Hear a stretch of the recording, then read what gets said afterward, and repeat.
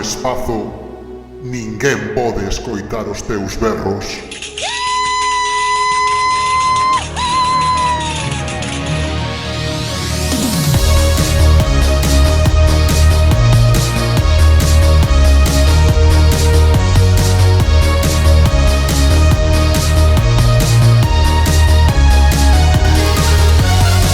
A Caixa Negra da Nostromo.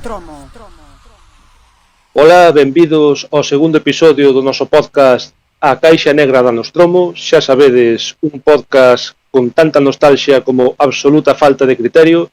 Estamos aquí convosco os tres tripulantes desta nave Camiño da Perdición, así que recordovos os nosos nomes porque, bueno, non somos tan conocidos, así que se cadra xa non vos acordades do anterior episodio. Comezamos por Fer Liñades. Que pasa, Fer? Ola, moi boas, Fuco, encantado, eu penso que molaba que igual que non se acordaran e nos asignaran nomes, verdade? Un pouco rollo de, pois este ten cara de José Manuel, e para min é José Manuel, e que a xente creara cada un o seu lore da Caixa Negra da Nostromo, pero bueno, en calqueira caso, encantado de estar aquí un día máis para falar de cine e para entreter un pouco a xentiña que nos escoite ou nos vexa. Acabamos de inventar no capítulo 2 o universo expandido da Caixa Negra da Nostromo ou é cousa miña? A Caixa Negra da Nostromo Legends, non pasa a ser o primeiro capítulo agora, entón, porque queda obsoleto o lore establecido ali de... Caixa Negra da Nostromo GT. GT, o sea, bueno, que non é canon. Este capítulo é canon, hai que decidilo despois de... Despois debatémolo.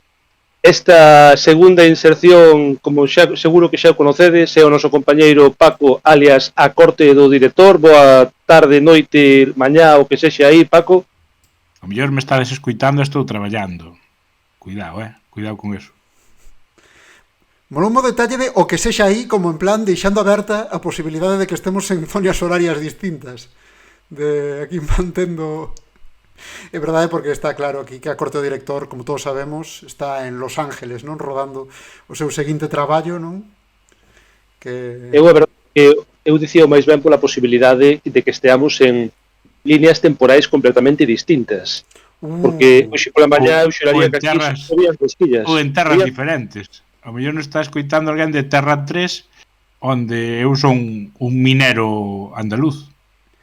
A Caixa Negra da Nostromo no multiverso, non? Como a peli esta última dos non sei cantos Spidermans, non? Sí, ou algo así como podcast a vez en todas partes. Bueno, eu, aínda que xa os spoileou Fer, son Fuco. Esta noite, esta tarde, esta mañá vou conducirvos polos escuros recovecos da morriña cinematográfica máis pura. Isto é como un chute de anos 80-90 en vena. Se cando remate este podcast tedes ganas de votar a Ronald Reagan, eu non vou votárvolo en cara. Así que, bueno, antes que nada, gustaríame facer un repaso que creo que deberíamos converter en norma. Así que vou vos preguntar, cal foi a última peli que vistes? Por exemplo, ti, Fer. Ui, pois, Fuco, eu estou encantado de que me preguntes isto, porque eu tiña pensado unha, pero vi unha peli fai un par de días e dixen parelas rotativas. Vou falar desta no seu lugar, que é unha peli que, bueno, oi unha cousa, penso que se nos pasou explicar a palabra que dá nome a este programa, que é o tema dos blockbusters, pero aproveito para decir que esta peli vina pensando que ia ser un blockbuster. Eu penso que a palabra é bastante autoexplicativa, non? E non. E esta película que estou a falar é Snowpiercer, non? Que é unha destas películas que tú pensas que vai ser pois unha tolería, un pouco de efectos especiais sen moito sentido, un pouco unha excusa para sacar cartos. O protagonista é Chris Evans, en donde estiva.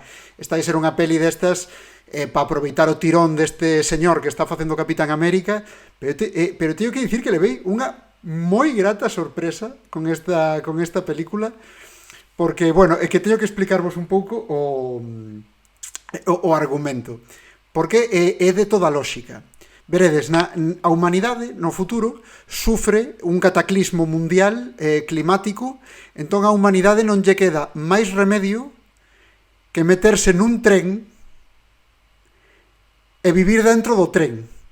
Que vos diredes, as ruínas dun tren porque o mellor están aisladas? Non, un tren que anda. O tren vai andando ao redor do mundo sen deterse e, pois, enténdese que ese é o único sitio no que pode vivir a humanidade, non? Nesa terra xa inhóspita. Entón, os primeiros, empezalo ver, é unha peli así un pouco, pois como moi evidente todo, non? De os pobres que viven no vagón de atrás, os ricos que viven no vagón de diante, entón os pobres montan unha revolución e van camiñando cara ao vagón de diante para acabar, non, con esa sociedade tan explícitamente estamental. Pero claro, o primeiro sí, pois non, temos que chegar ao vagón de onde fan a comida, ou temos que controlar o vagón da auga, que non sei que, todo moi industrial, todo moi claustrofóbico, pero de repente chegan a un vagón no que hai ninjas con machadas, entón empezanse a pegar de hostias cos ninjas cegos con machadas, están peleando, pero ollo, porque de repente resulta que é fin de ano e paran a pelexa para facer a conta atrás. A partir de aí é toda unha tolería, pero maravillosa. No seguinte vagón hai un acuario, no seguinte vagón é un restaurante de sushi. Non contes todos os vagóns, que despois a xente vai dicir... Unha maravilla, pero mola... Dime, Fugo. No, xérame dúas dúbidas de lore esta descripción que estás facendo. Porque eu son un mítico tío quisquilloso que enseguida me raio en plan, como? Unha, se o tren non se detén, como se move? Que o alimenta? E dúas, como atravesa as zonas da terra que non teñen vías de tren? O sea, non, porque fixeron as vías para a película. Fixeron as vías para a película. A vía Magallanes. En Lugo non tiñamos tren hasta que rodaron Snowpiercer. No, probablemente no futuro de Snowpiercer Lugo sigue sin tren. Quero dicir, senón non sería realista. Eso é o máis importante do lore. Así que, o que vos digo, que parecía que iba a ser unha peli cercanas que votan na sexta pola tarde, pois acaba sendo pois unha tolería, e ademais mola porque vas vendo na cara dese aguerrido obreiro, dese líder da clase proletaria que inicia a revolución, como empeza moi motivado, e a medida que vai avanzando no tren ponse a mesma cara de flipado que se che queda a ti en plan de isto que carallo é, non? Entón está... O máster da partida perdeu as notas. Eso recórdame moitísimo a cando un se mete, pois chega á universidade, se mete así nun sindicato estudantil, e en primeiro todo é e en segundo e terceiro se empezas a dicir aquí pasa algo raro. Estás recordando moitísimo eso. Eu pensei que ibas a decir que isto me recorda cando fun universitario, te metes unha cosa mágica e al principio moi bien, pero luego non sé volver a mi casa. Bueno, pero eso era máis en Ortigueira que na universidade. Na Universidade de Ortigueira. Así que Ortigueira é a Universidade de la Vida. Así que Snowpiercer, para concluir, ese é o que vin eu, é thumbs up, Fer recomendes aquí de... Estampamoslle o selo de calidade Fer. Ti, Paco, que foi a última película que viches? Pois mira, tedes que facer un exercicio de imaginación e coller varias das nosas películas favoritas, como son John Wick, como son Xungla de Cristal, como son Solo en Casa, e como todo eso metido nunha batidora, dándolle a un botón e metendo a Papá Noel con poderes como protagonista.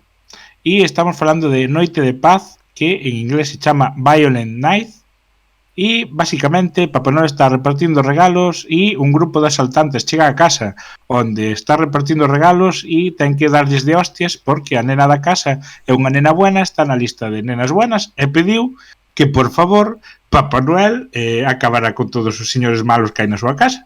E espera, pero entonces, según o lore desta película, ti podes conseguir que Papá Noel sexa o teu sicario se o pides, solamente con pedirlo. Sí, salvo que digas palabrotas, porque che di que non podes decir palabrotas. Que es que ter sido moi bo para eso. Exacto.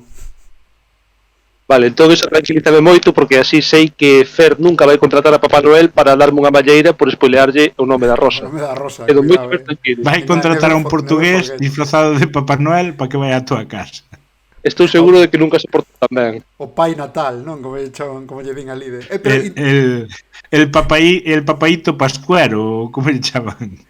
Oiche, pero a mí interésame a comparación con John Wick, porque as escenas de acción son de calidade ou Hai coreografía, de feito meten un lore no que antes de ser Papá Noel era un sicario vikingo que mataba xente con un martelo xigante. E adivinade que atopa cando se está escondendo dos malos e poñendo trampas, pois un martelo da construción. Entón ven unha pila de xente con ametralladoras a matar a Papá Noel. Que atopaba o espírito do Nadal. No. O espírito do Nadal é un martelo xigante co que romper cráneos. Vou E levar a así próxima cea. Así se resume, sí. Papá Noel con un martelo xigante rompendo cabezas. O espírito da Navidad. Sí, señor, parece unha película moi edificante. Paco, tú Ese- que viche? Bueno, iba a dicir a que me recordas a peli, pero bueno, vou pasar directamente a comentar o meu último doblete, porque sí, señores, eu fixen un doblete, a min non me chegaba con unha única película e decidí ver dúas seguidas. Eso sí, eran da mesma saga, é dicir, unha continuaba a outra, entón, pois comecei o meu visionado co clásico Highlanders, xa sabedes, Los Inmortales na edición española, e continuei o visionado con non menos clásico, se ven por outros motivos, Highlander 2, que a verdad non sei, creo que se subtitula A Resurrección ou algo así, non me acordo moi ben, que, bueno, digamos que é algo así da Highlander como o vídeo da comunión do teu primo é a The Godfather, máis ou menos, anda por aí o nivel. Para quen non o saiba, porque xa son unhas películas un pouco de xente vetusta, Highlander é unha historia moi bonita, así basada en feitos reais, máis ou menos, onde hai un señor que é escocés que fai que é español e hai un señor que é francés que fai que é escocés. Bueno, eso son máis ben os actores, non é a historia, pero na historia é uns gichos que viven ao longo de centos de anos tendo que matarse entre eles obrigados por unha forza que non se sabe moi ben que é, por sorte non se sabe, porque na segunda explícano e era mellor non sabelo, ata que só poida quedar un. Básicamente a película son cancións de Queen e moitas hostias a espada. Quero dicir, o sea, pulgares para arriba, sen dúbida, aínda que despois nada do resto teña sentido. Queen fixera un videoclip coa escena na que está nunha escaleira cambiando as espadas por micrófonos, subindo para arriba e hosteándose cos micrófonos. Bueno, pois No, iba a decir que contratar a Queen para que che faga banda sonora da peli é un pouco como fracaso asegurado, non? Mais ou menos, porque a banda sonora de Flash Gordon tamén corre o cargo aí de... A ver, é asegurar que o presuposto vai en Queen. Vai en Queen, non de... O que é curioso é que cando sucede así, e de feito sucedeu con esta saga, non, as continuacións sempre soen ser directas a vídeo, cutrísimas, tal e cual, e a segunda, aínda que sea cutrísima, non foi directo a vídeo, de feito, chegaron a contar outra vez con Sean Connery, que supoño que aí onde se iría o parné. Entonces, bueno, eu creo que non foi o suficientemente recoñecida no seu momento, pero eu creo que a mítica película que os videoclubs sacaron petróleo dela, sabes, converteuse ao longo dos 80-90, pasou de ser Highlander a ser Los Inmortales. Queda máis cáncer, Paco. Queda máis cáncer, Los Inmortales 2 ou La Liga de los Hombres Extraordinarios? Digamos que se me propuxeras ir nadar ao pé por exemplo, da fábrica de Ence ou ver La Liga dos Hombres Extraordinarios en doblete con Los Inmortales 2, diríache, Pontevedra está preciosa nesta época do ano. Duras declaracións de... Bueno, estas foron as últimas películas que vin. No último episodio prometín que para a seguinte iba a traer unha película máis de pensar para quedar guai, pero a verdade é que fui completamente incapaz de resistirme aos encantos de Christopher Lambert e Sean Connery. Dache pensamentos, pero non os pensamentos adecuados. No, pero bueno, xa está ben de falar de cousa... Xa está ben de falar de malas películas, así que agora imos falar de blockbusters, que como ben adiantou Fer, referímonos así a aquelas películas que utilizan un gancho pegadizo, atractivo, algo como a presencia dun actor moi famoso, se cadra as cancións de Queen, é dicir, unha serie de ferramentas que atraer os incautos espectadores ás salas de cine para meterlles un auténtico truño envasado en 35 milímetros. Hai moitísimos exemplos deste tipo de películas na historia do cine, pero creo que en xeral todas teñen algo en común, e é que, como adiantábamos no Twitter esta semana, todas elas son como a bosta do mundo real, cheiran fatal, pero hasta que non a pisas non o sentes, e unha vez a pisaches, pois xa é demasiado tarde. Supoño que a todos nos pasou algunha vez de entrar nunha sala de cine e dicir con moito hype de como me vai molar esta película, porque ten este actor, porque ten este director, porque ten este guionista, por esta banda sonora, e salir dicindo, joder, que mierda. Pasounos a todos con Prado Longo. Bueno, o Prado Longo vina en DVD, así que por sorte non me pasou nunha sala de cine. Pero, aínda que isto poida parecer un fenómeno relativamente recente, sabedes que é bastante antigo, non? Que xa cando nós aínda nin nacéramos, e nós xa temos un lote de anos, había xente que iba a salas de cine e dicía, como é posible que acabe de pagar por ver isto? Ocurresevos así algunha peli vetusta, quero dicir, que teña máis de 30 anos, como nós, que poida entrar nesta categoría? A Televisión Española no seu momento puña películas ochenteras e noventeras os fines de semana ás 4 da tarde, independentemente da idade que tuveras vendo a televisión, e houve unha época na que se puxera de moda Tiburón, porque tiñamos aí a Spielberg facendo maravillas e puxeron panoja e dixeron isto da cartos, a xente quere ver xente comida por tiburóns, démoslles o seu gusto. Saiu Tiburón 2, que foi, bueno, é bastante visible. Saiu Tiburón 3, que é nunha especie de parque acuático con 2 tiburóns, sí. Tiburón 3 en versión Cerceda, non? Sí, Cerceda, exacto. Tiburón 3 é en Cerceda. O sea, no mismo nivel está Tiburón 3. E logo os italianos, que daquela gustáballes moito o tema de tuvo éxito esta película, vamos a fotocopiala no badulaque de debaixo da casa e vendela. Fixeron copias de tiburóns con tiburóns de plástico moi ben feitos, e logo fixeron Tiburón 4, que está dentro da saga de Tiburón, na que se chama Tiburón 4 La Venganza, donde ven un tiburón a vingarse da familia do policía da primeira película. Pero esta é unha peli italiana ou é americana? No, esta continúa o canon.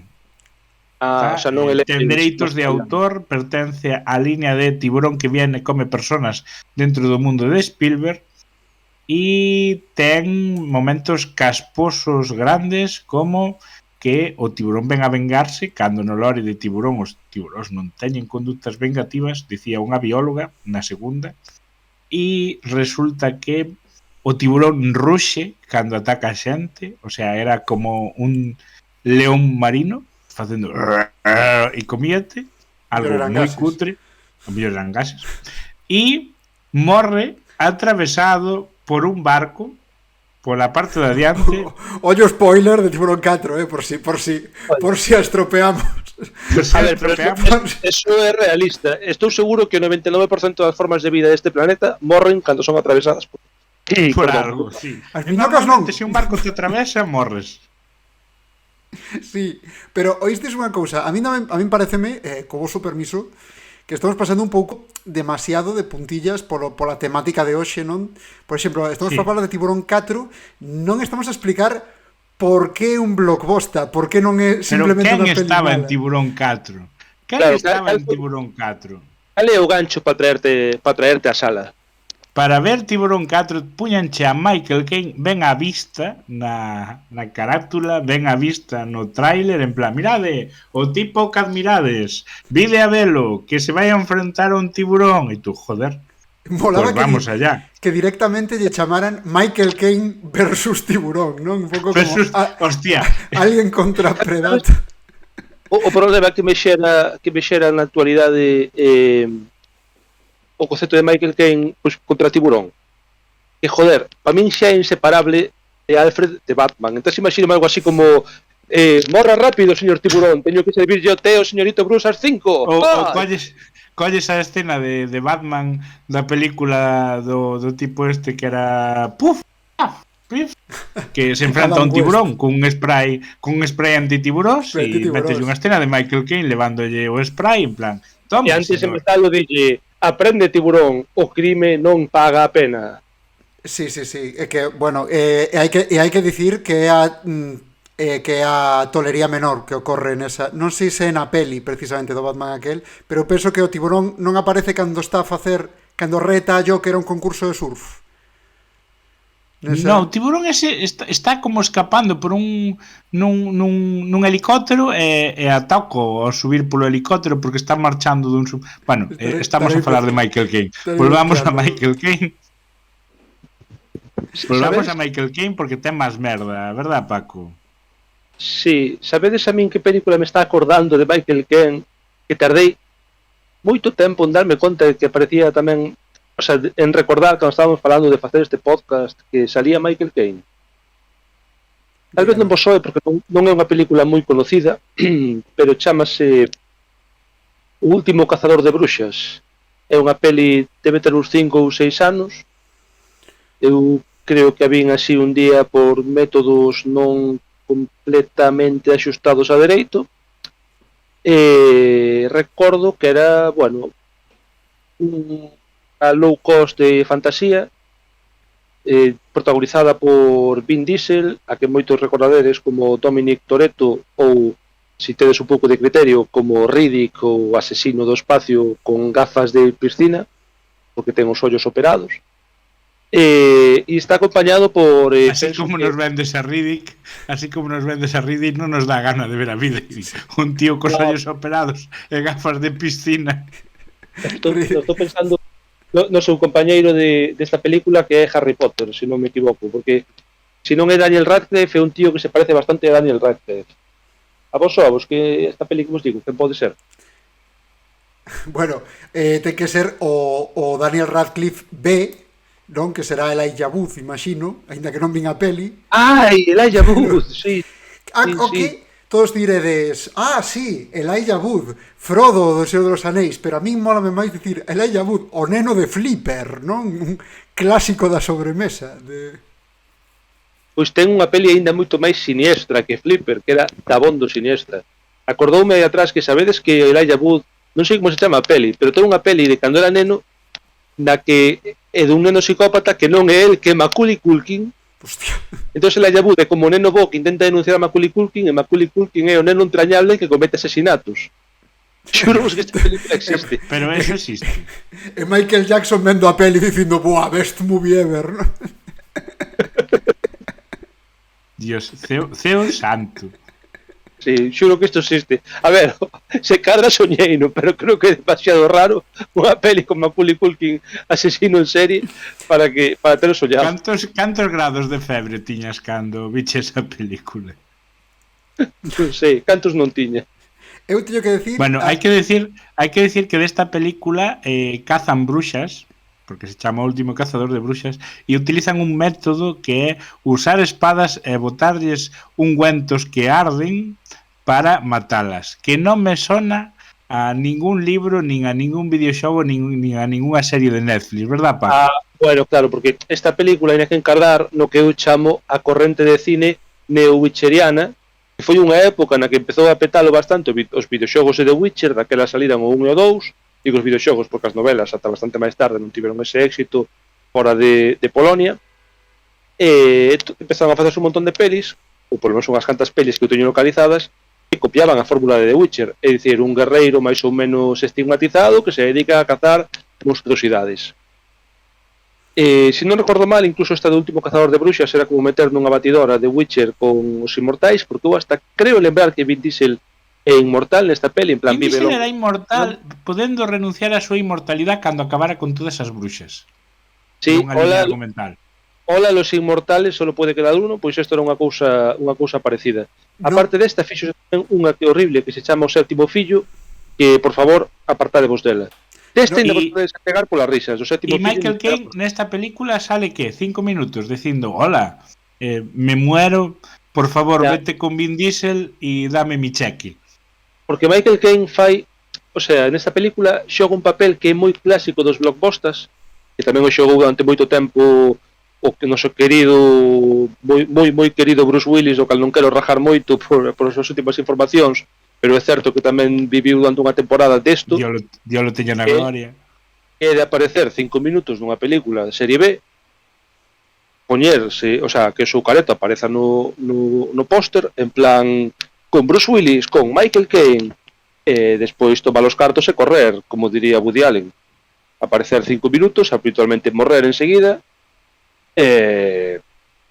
os incautos que fomos á sala de cine, eu non, porque eu xa vos digo que os vin por métodos non axustados a dereito. No, Sí, usache unha plataforma maravillosa, o que pasa é que despois pecharona, que era Mega Upload. Claro, pero eso non se axustaba a dereito. Eso me refiro. Despois nadie nos avisou. Despois levaron preso, pero daqueles era legal. Eu teño que dicir desta peli que non a vin un pouco por contestación á insistencia de Netflix en que a vira. Porque estaba como sempre que abría Netflix, aí o puto Vin Diesel de 99% de para ti, non sei que, e de a tomar polo cu, tiña unha pinta horrible, e antes falaba de que era exploitation.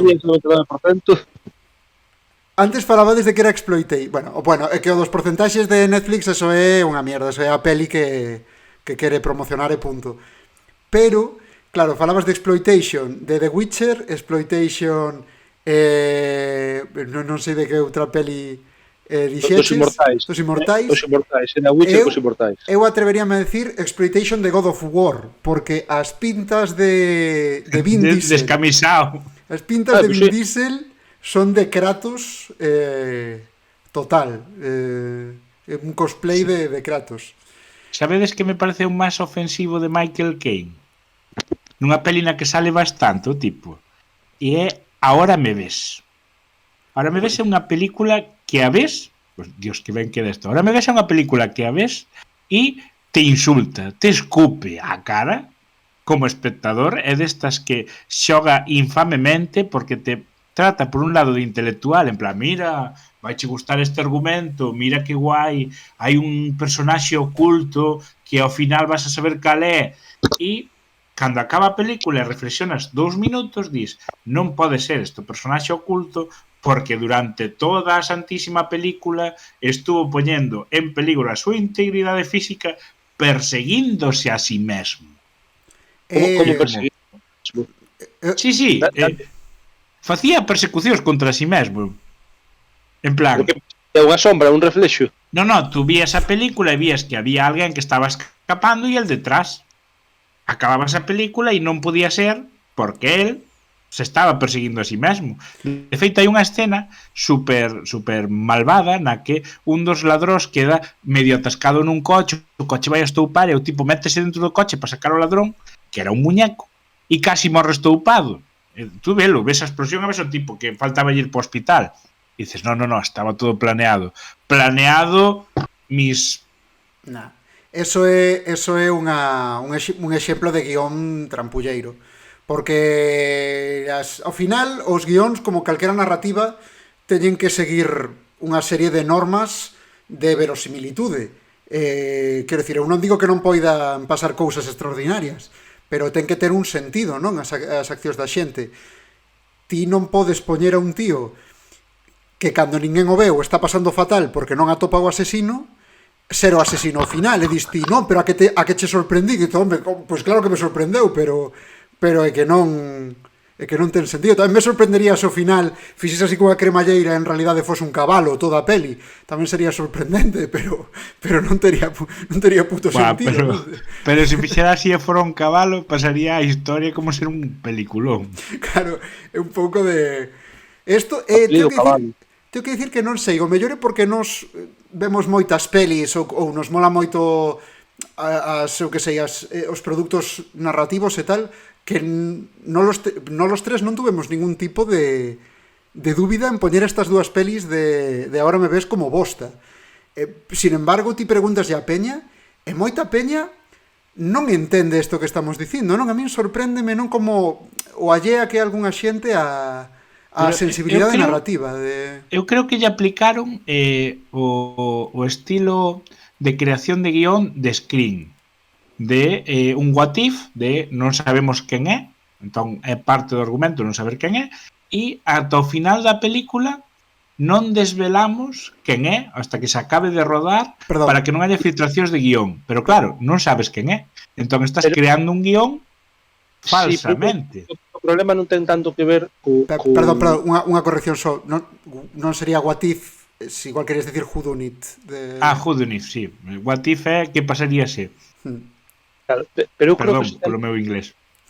máis que ver, o sea, eu entendo que o que dis ti, Paco, é que se fai toda a película sin que os actores saiban realmente cal é o seu papel. Eu creo que iso é bastante máis elaborado do que se debeu facer de verdade, porque eu creo que a raíz, sobre todo, de películas tipo Sexto Sentido, que teñen así revelacións moi impactantes ao final, non? Eu creo que chegou un momento no que vale tudo.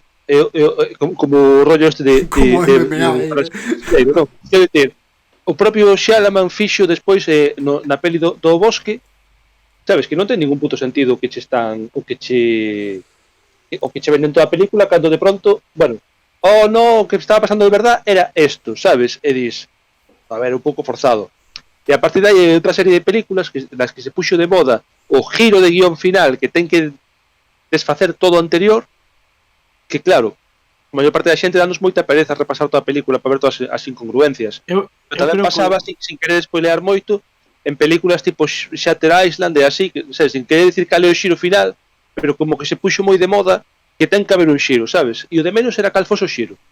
Con tal de que fose unha cosa sorprendente.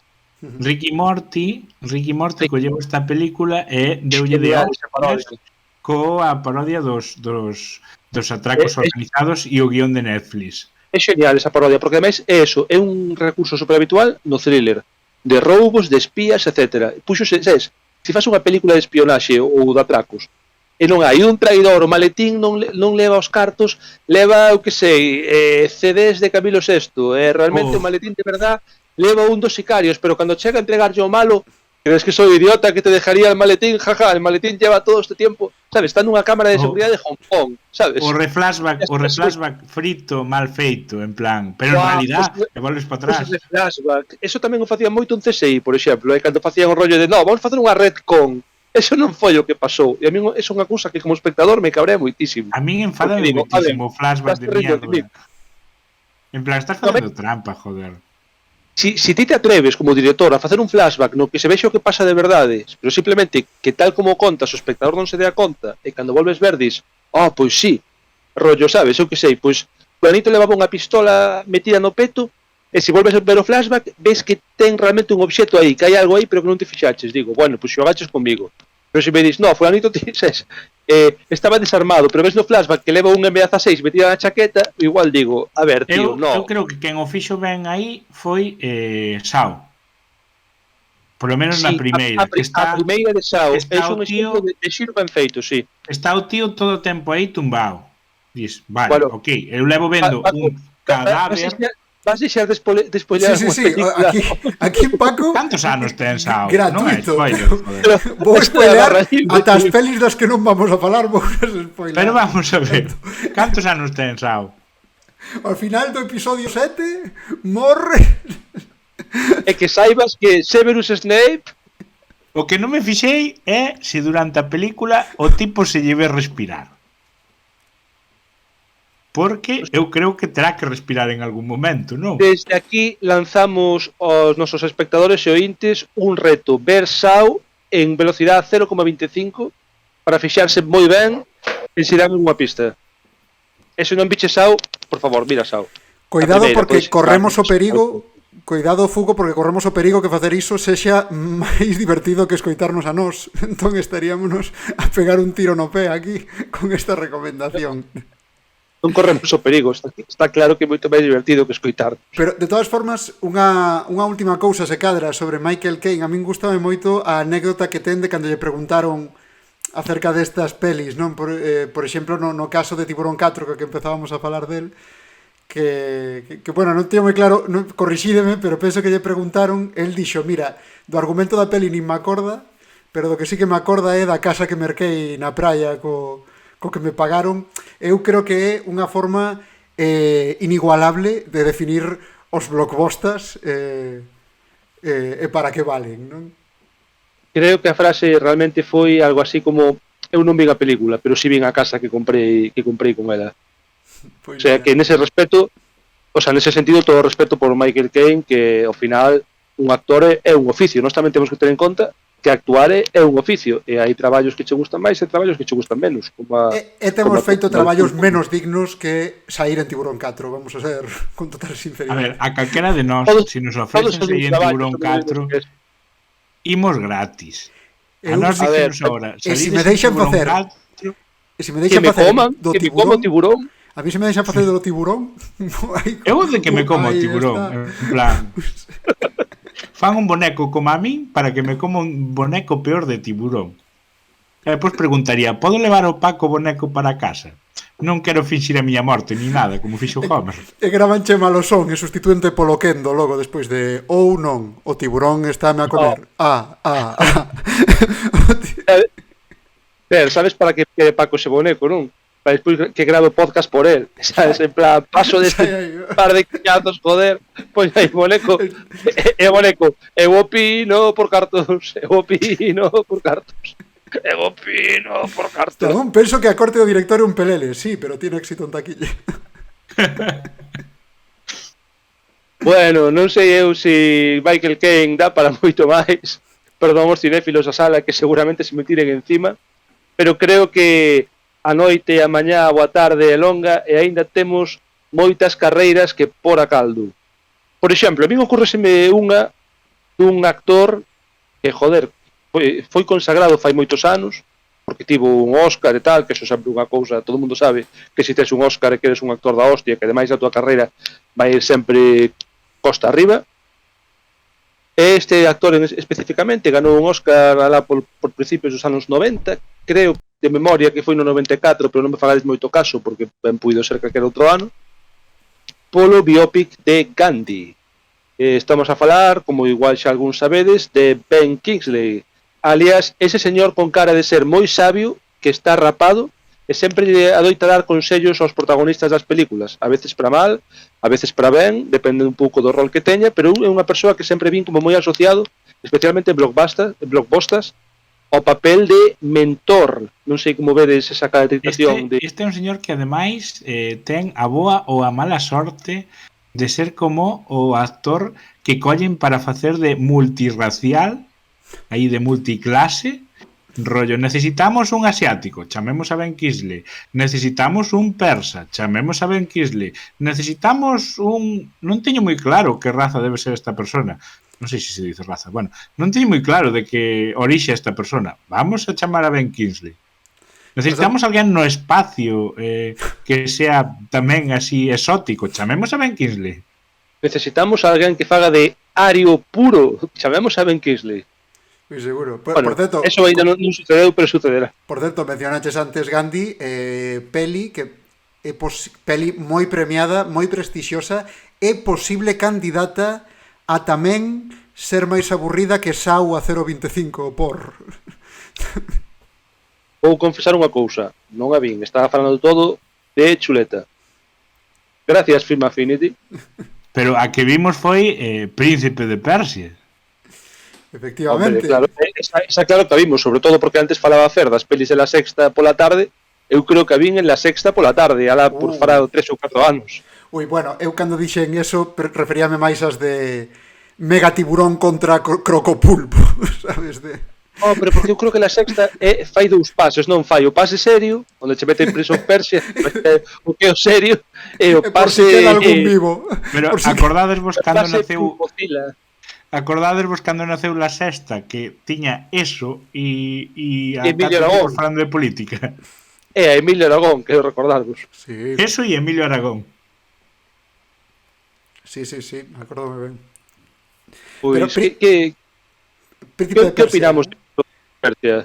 Blockbuster ou non blockbuster?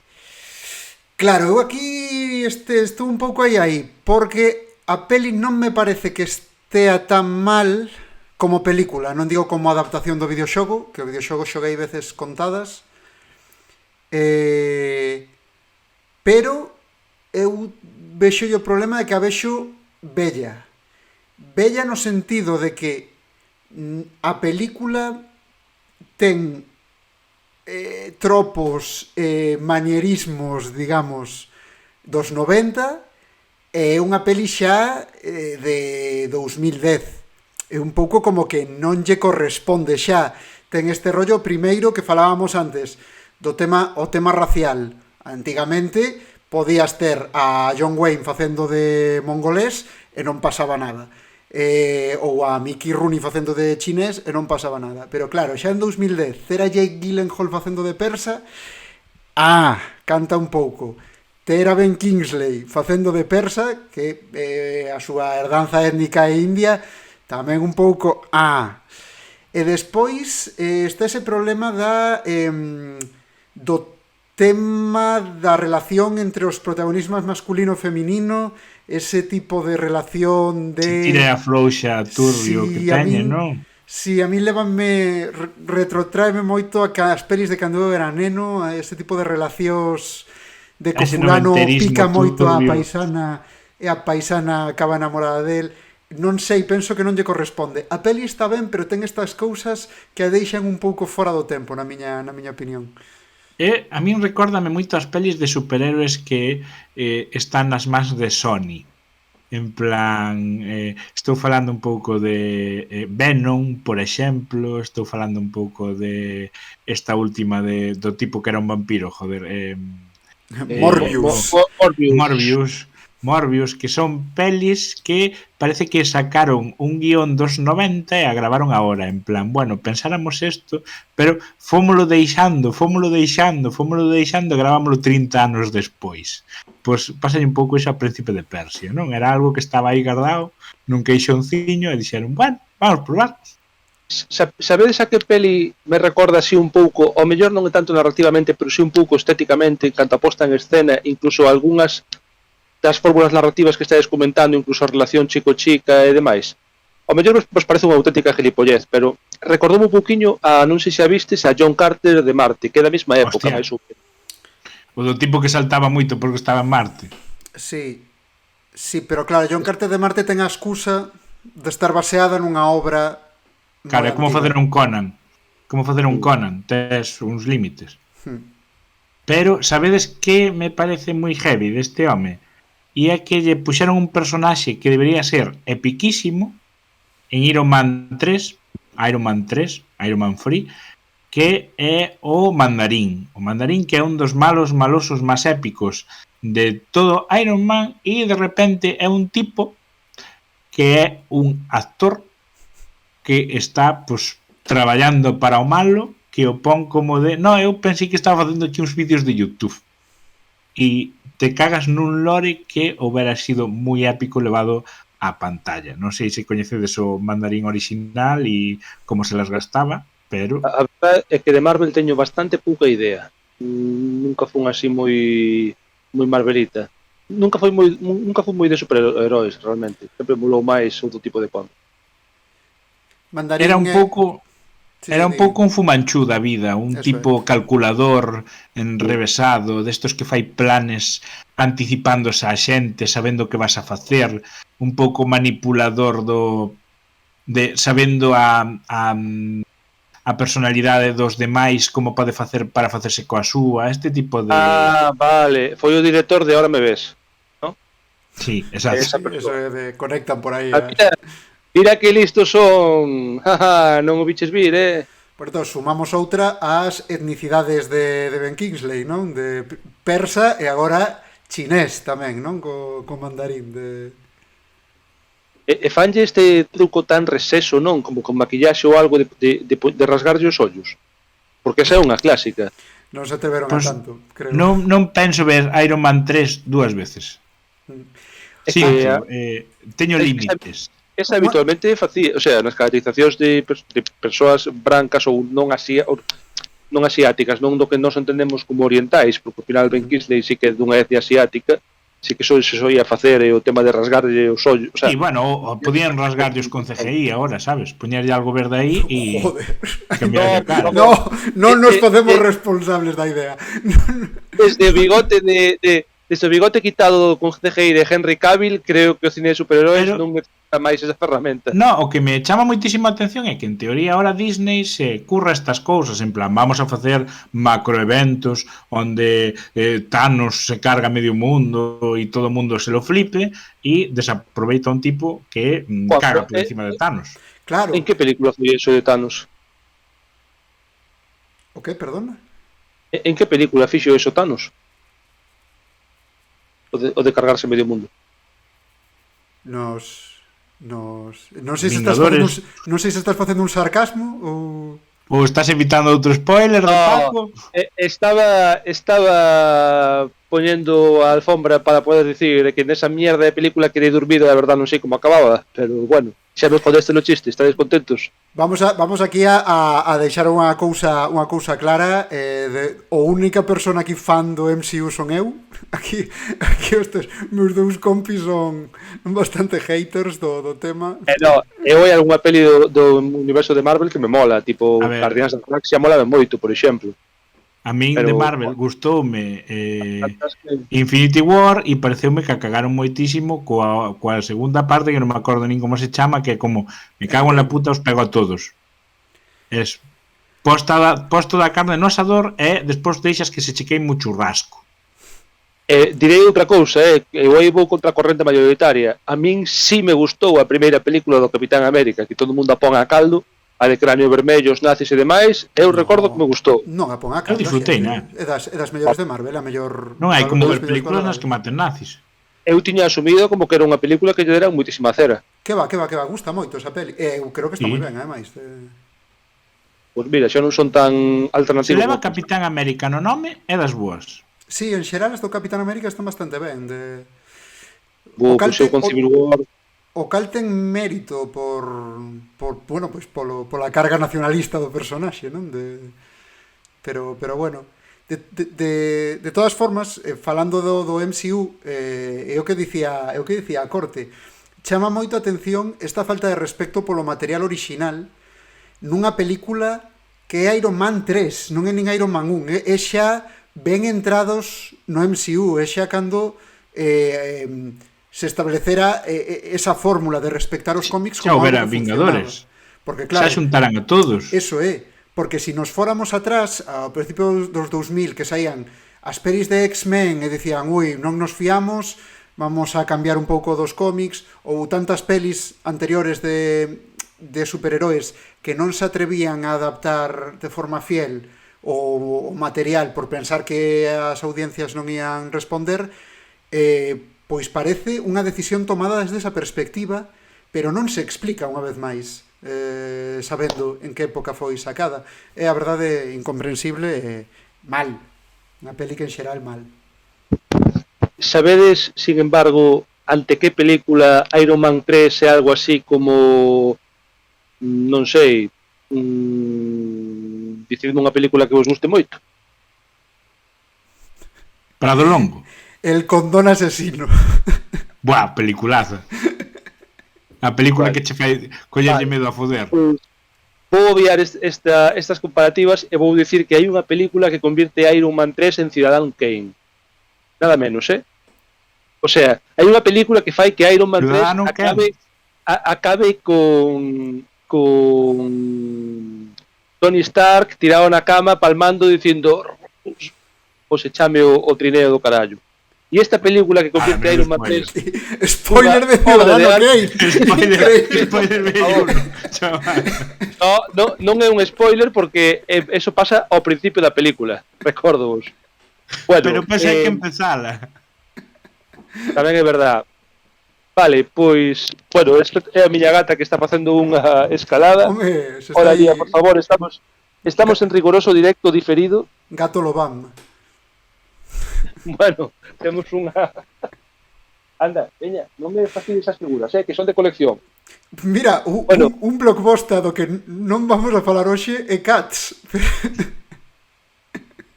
No, xa tivemos unha actriz invitada. Bueno, pois unha película que convirte Iron Man 3 en auténtico cine de autor é baseada nun relato de Philip K. Dick que a todo mundo lle soa moito polo Simpson, un relato nunha novela, a verdade non o lin, por eso digo que a min tamén me soa polo É un Simpson. relato curto. Chámase, bueno, non sei como chama en inglés, a versión castelá chámase El sonido del trueno, en galego sería O son do trono ou do trebón, e eu a verdade que na miña cabeza traducino como O son do truño, porque é auténticamente, sabes, esa película eu prefiro escoitar a unha persoa cagando, é dicir, esa sucesión de peidos e splashes, que volver ver esa película. A ver, pero Permitir esa que sexa película tecnolóxico. ten mérito, ten uns efectos especiales de xente falando e andando por diante dun croma co mesmo coche futurista pasando unha e outra vez que é difícil de encontrar. Vamos a explicar un poquinho en que consiste moi rapidamente. É unha época na que se permite facer safaris ao pasado para que vexas pois os dinosaurios. Entonces, non podes tocar nada porque se tocas algo, diáchela. Bueno, pois non me acordo moi ben. Teñen un dinosaurio localizado que vai a morrer dentro dun chisme de brea, entón non cambia nada. Claro, ese pode non matar. Bueno, non me acordo moi ben por qué. O caso é que tocan algo e la cagan. Entonces matan un mosquito. Empeza a cambiar o futuro. E cada vez é peor, cada vez cambia máis. Pero unha cousa que me gustou moito desta película, estou sendo sarcástico, ainda que era bastante gracioso, é que cada vez que fa unha alteración no pasado, esta chega como unha onda ao presente. Entón, podemos estar aquí falando e de pronto, se alguén foi ao pasado cambiou algo, pasa como unha onda enerxética e, por exemplo, en vez de ser nós os tres, pois somos tres tíos guapos con criterio que estamos comentando cine, sabes? No, e ten algo moito máis épico que é que cantas máis ondas pasen, dificultalles o viaxar no tempo. Sí, é pero como a nadie se lle ocurre como navegar como con xogo de resaca, marcianos. non? sí, a nadie se lle ocurre viaxar no tempo ao momento no que os tipos que romperon algo van a viaxar no tempo para evitar que viaxen no tempo e rompan algo. No, eso non o poden facer. Por certo, rollo moi creepy. Nesta película, a corte, non sei se te acordas ti moito, porque eu fai como 10 anos que a vin, a Ben Kingsley, aparte de humillalo poñendo nesta película, na que algo así como magnate maligno que pon todo en marcha, non lle poñen como unha peluca cun tupé blanco super ridícula. Moi cutre e moi ridículo, sí. Humilláronlo bien.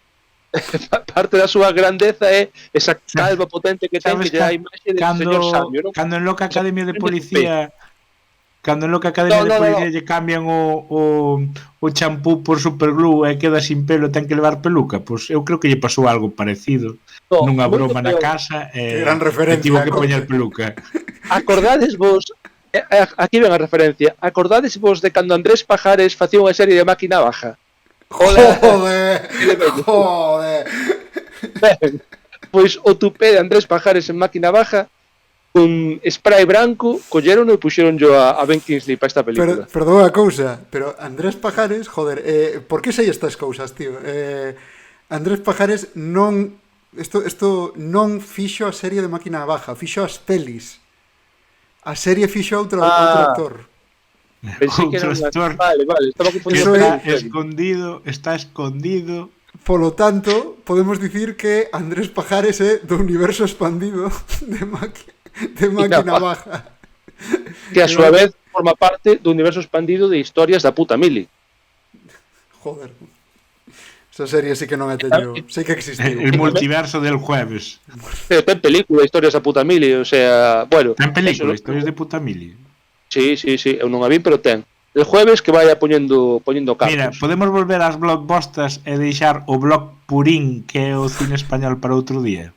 Vale, Paco, como vexo que esta noite, tarde, mañá tes moita gana de spoilear, eu recoñezo que non vin acabar o son do trebón, o son do truño, porque tiña moitas, o sea, se digo son do trebón, mola moito porque sona como a grupo folk.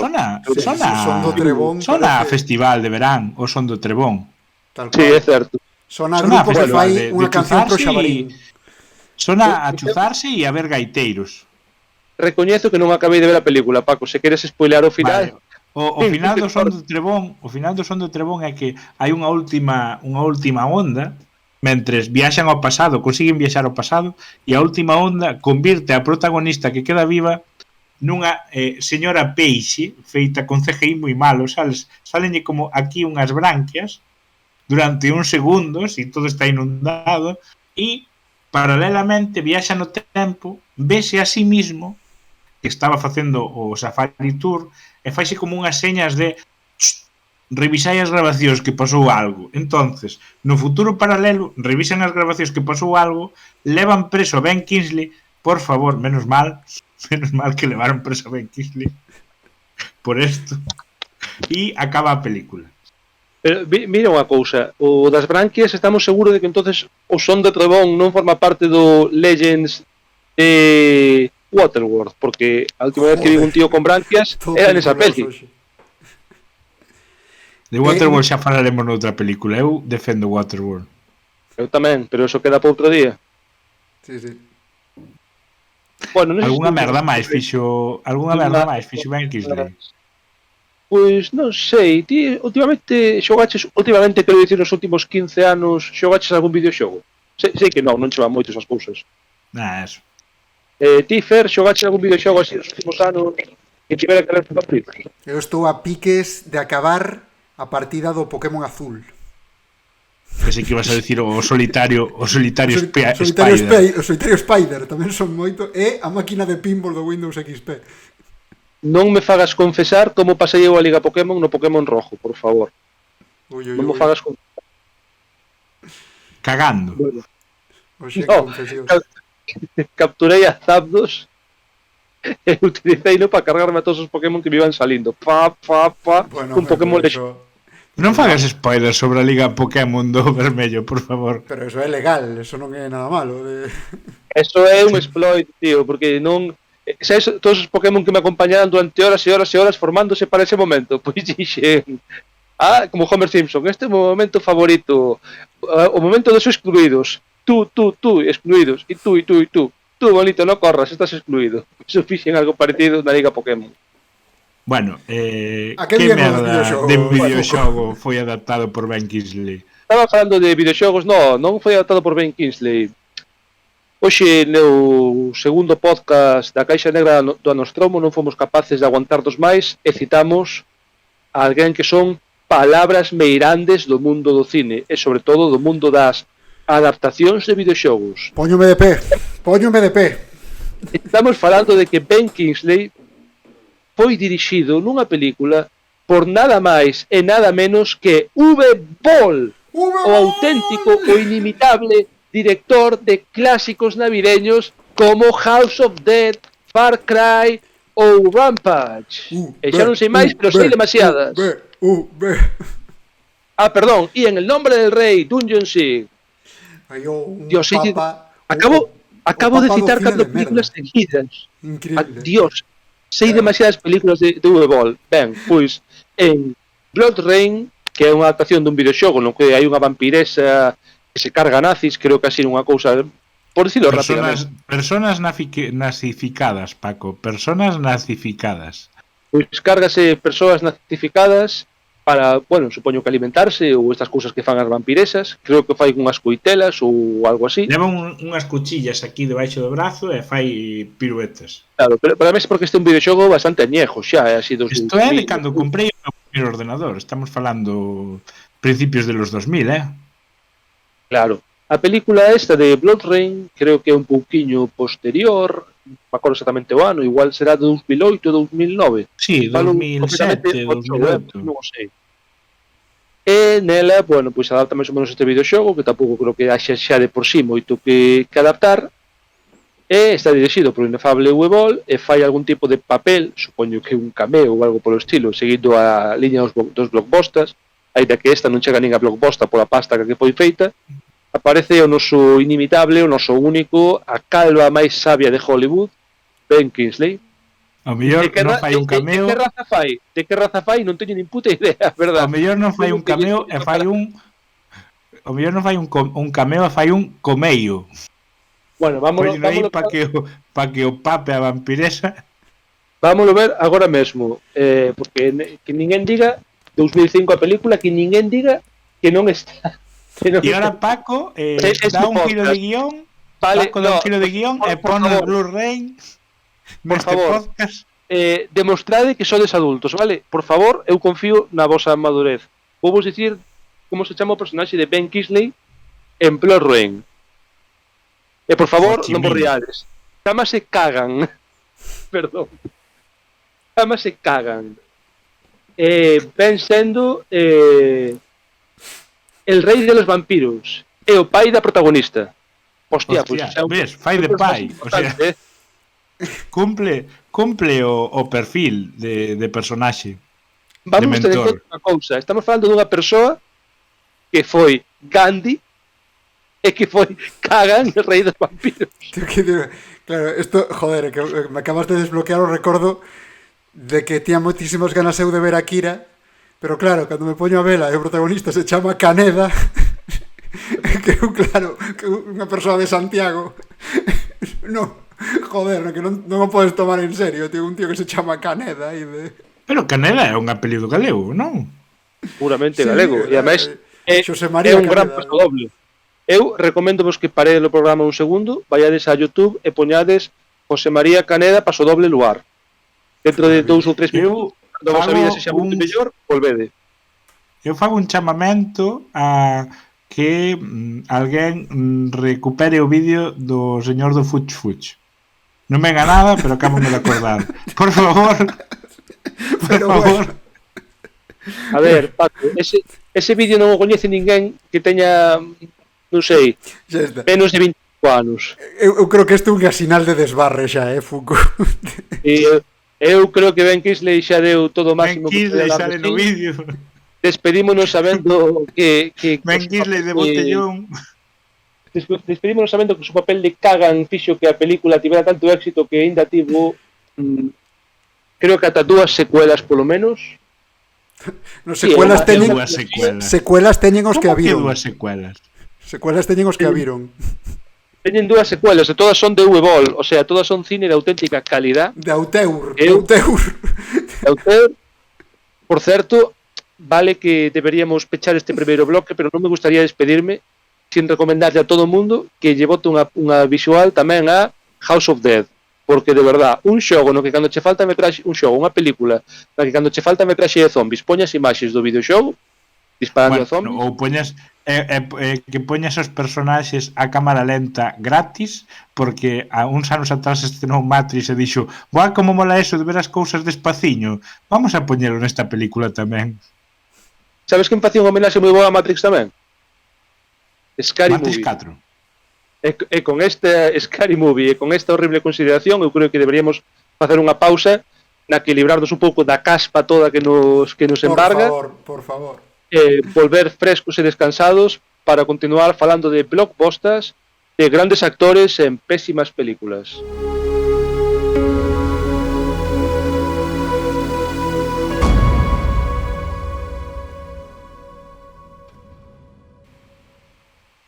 Bueno, pois xa estamos de volta deste pequeno descanso, espero que vos ese tempo a facer pis, porque continuamos e aquí non hai paradas. O sea que vos pareceu esta semana, non sei se vos escuitastes, bueno, este mes que se rumoreaba que Peter Jackson quere facer novas pelis do Señor dos Anéis. Non sei se escuitastes. A mí dame medo, méteme aí, xa vai a empezar a tirar de Silmarillion e eu aí non me quero meter, que... Eso é como cando a hora de maior dices, "Buah, voume apuntar na UNED a facer unha carreira." Seguro que sai ben esa historia. No, Paco, é moito peor porque é como se dis, hostia, por que non quedo cos colegas da carreira e imos beber os mesmos sitios os que íbamos daquela, facemos competicións de chupitos e vamos aí a bailar carrapazas. Que é o peor que pode pasar? Un avante rápido. Marcamos un avante rápido. Convencíchesme, Foucault. Agora quero ver esas pelis de Peter Jackson. Bueno, pois... Eu teño a opinión de que Peter Jackson tivose que quedar facendo películas de serie B onde tu nai come mojato e cousas así. Non estou para nada de acordo. Perderíamos o Señor dos Anéis. Pero, acordadevos ben de todo o elenco do Señor dos Anéis? A ver, xa sei que estades pensando en Viggo Mortensen e Orlando Bloom, pero pensade un pouco nos demais tamén. Por exemplo, en Daniel Radcliffe. En Frodo fixo películas de serie B últimamente. Christopher Lee. Claro, Daniel Radcliffe, que fixo, tamén fixo películas super guais, como de Guns Akimbo, e así. O Guns Akimbo está guapa, cuidado. Claro, Sí, claro, Guns Akimbo, vale. Os Señores Anéis.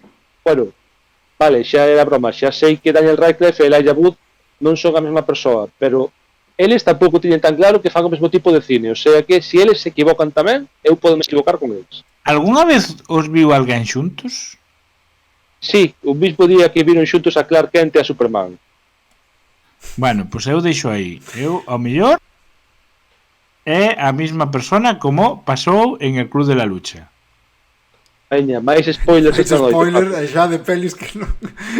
Pois volvendo ao elenco dos Señores Anéis, xa sei que estaba Christopher Lee, xa sei que estaba Ian McKellen, sí, había peña da hostia, vale? Pero mellor non vos fixastes porque hai unha serie de persoas, iba a dicir baixiñas, pero realmente persoas baixarizadas, como poden ser os 4 hobbits, e máis o anano que os acompaña. Non sei se vos acordades dun anano, Gimli, que é máis feo que Picio, que se pasa toda a película dicindo que está cabreado, que está cansado, que ten sono, que ten gana de beber, que todo mal, que todo o mundo é moito menos macho que el. Vamos, o que pode ser pois un día calquera no Resurrection Fest, non? Mais ou menos así que a mítica persoa que conoces por ali na porta dos baños, bien.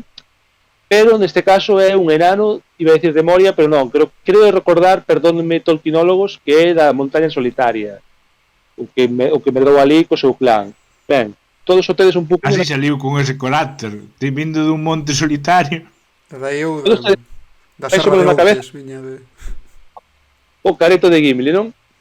Pois agora quero que pensedes noutra persoa. Quero que pensedes en Indiana Jones, na saga, non en Harrison Ford, e que visualicedes a ese compañeiro racializado que tiña tamén na primeira, na terceira, na cuarta inexistente película e que tamén vai aparecer na quinta.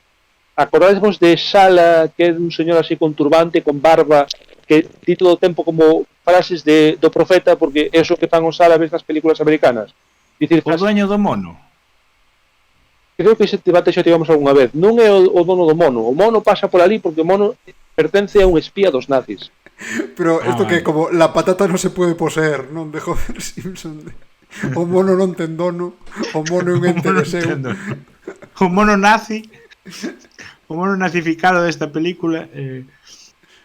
Sí, cal me dis. Además que vai como de guai. Como de colega, en plan, bueno, Indiana Jones outra vez por aquí, hai nazis e están excavando. Pois agora vamos facer a gran revelación.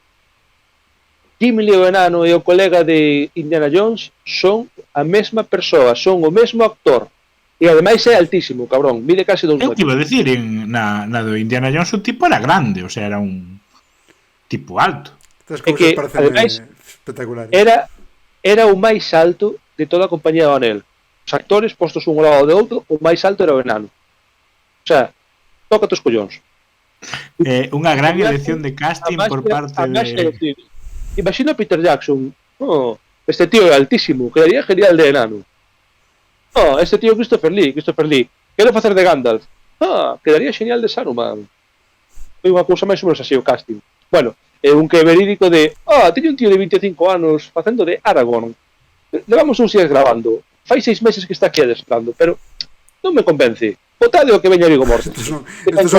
Veña, faltache o dato de que cando lle pega o casco rompe o dedo e xa temos aquí o bingo de datos random. Faltanos falar dos vídeos dobrados dos tipos galegos que dobraban estos vídeos con barbaridades. Falta unha anécdota moito máis jugosa, que é a anécdota de que sabías que Son Ben ten medo a voar e iban dando aos sitios cando os demais iban en helicóptero? Pois sí, cando facía de Boromir tiña que ir andando a todas partes. Iba en camiño de Moria. Pois este señor Gimli, alias Sala, alias secundario gracioso pero fiel, é un actor de longa trayectoria en Hollywood, John Rhys Davies, un señor que xa debe andar agora mesmo por cerca dos 80 anos, máis ou menos, igual que Harrison Ford, e que prestou a súa cara, pois, como acabamos de ver, algúns dos filmes que creo que falo un pouco polos tres, non? Se digo que marcaron a nosa infancia e son definiron moito os nosos gustos cinematográficos. Bueno, o Señor dos Anéis xa non éramos tan... O Señor dos Anéis, infancia xa non era. primeira Alguna mocidade. vez, Foucault alguna vez o pestillo do baño xa o botaras, para cando o señor dos Xa anéis. Bueno, non digo eu que Arwen e Galadriel non excitaran a miña imaginación máis que Joder, eu despois quería admitir, deixalo aí. pero bueno, vale.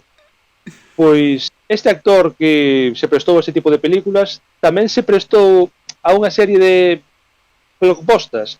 Tamén é certo que John Rhys Davies é un secundario mítico, o que significa que non é Michael Caine, que non é Ben Kingsley, é dicir, non é un tío tan coñecido. Se preguntades ás vosas nais, a vosos pais, quen é John Rhys Davies, seguramente vos diga, saca de aí que teño cousas que facer, sabes?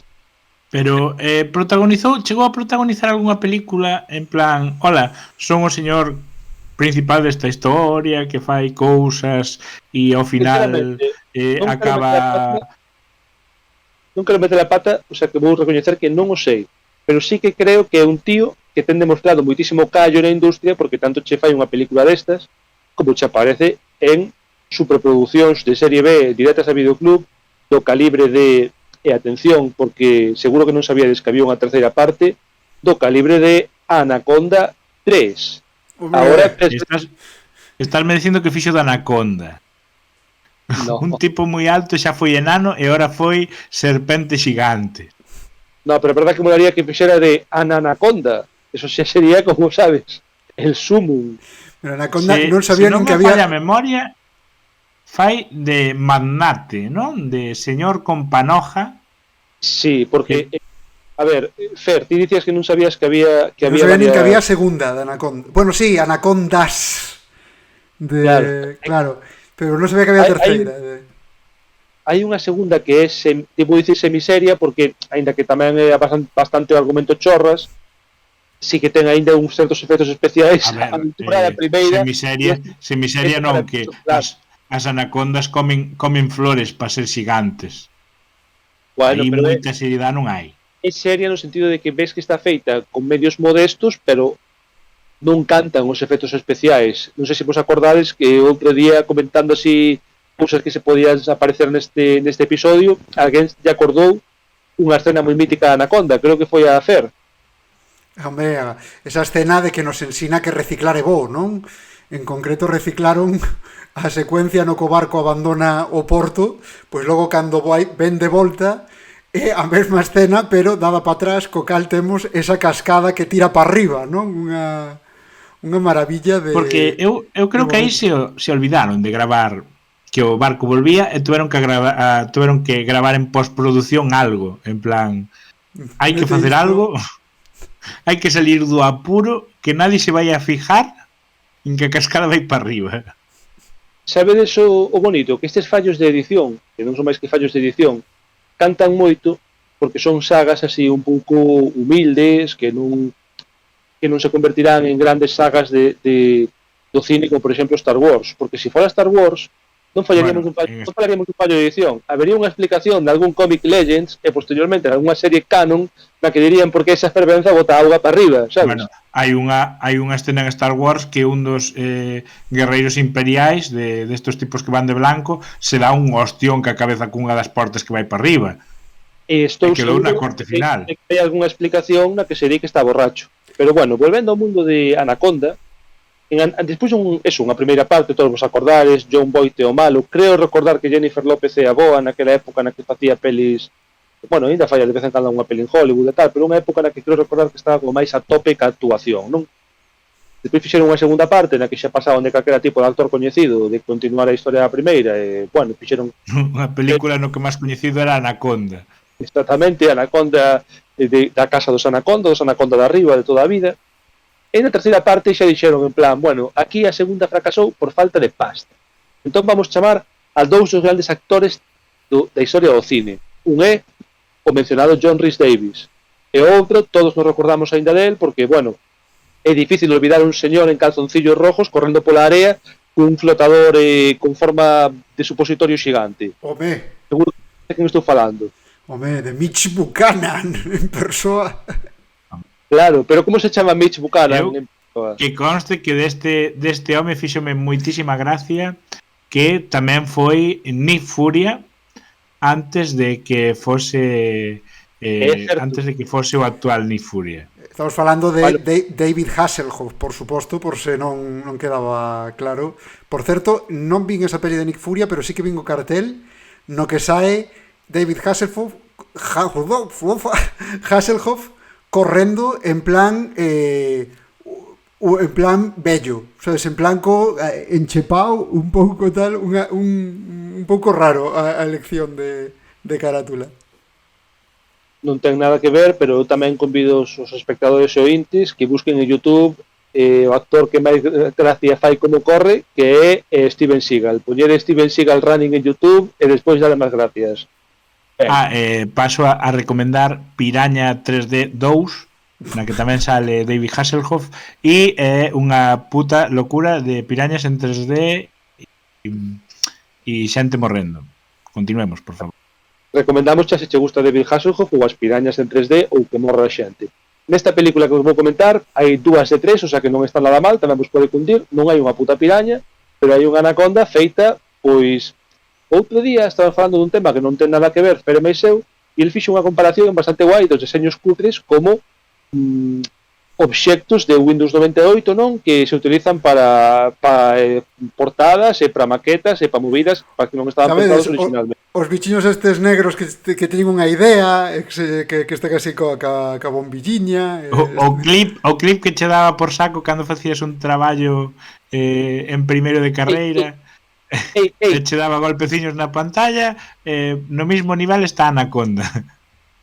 Ben, pois nesta película tan maravillosa de Anaconda 3, aparte de aparecer David Hasselhoff, John Rhys Davies e unha anaconda, a anaconda estar feita con efectos especiais que chamares de refugallos, debería ser moi xeneroso para os efectos especiais.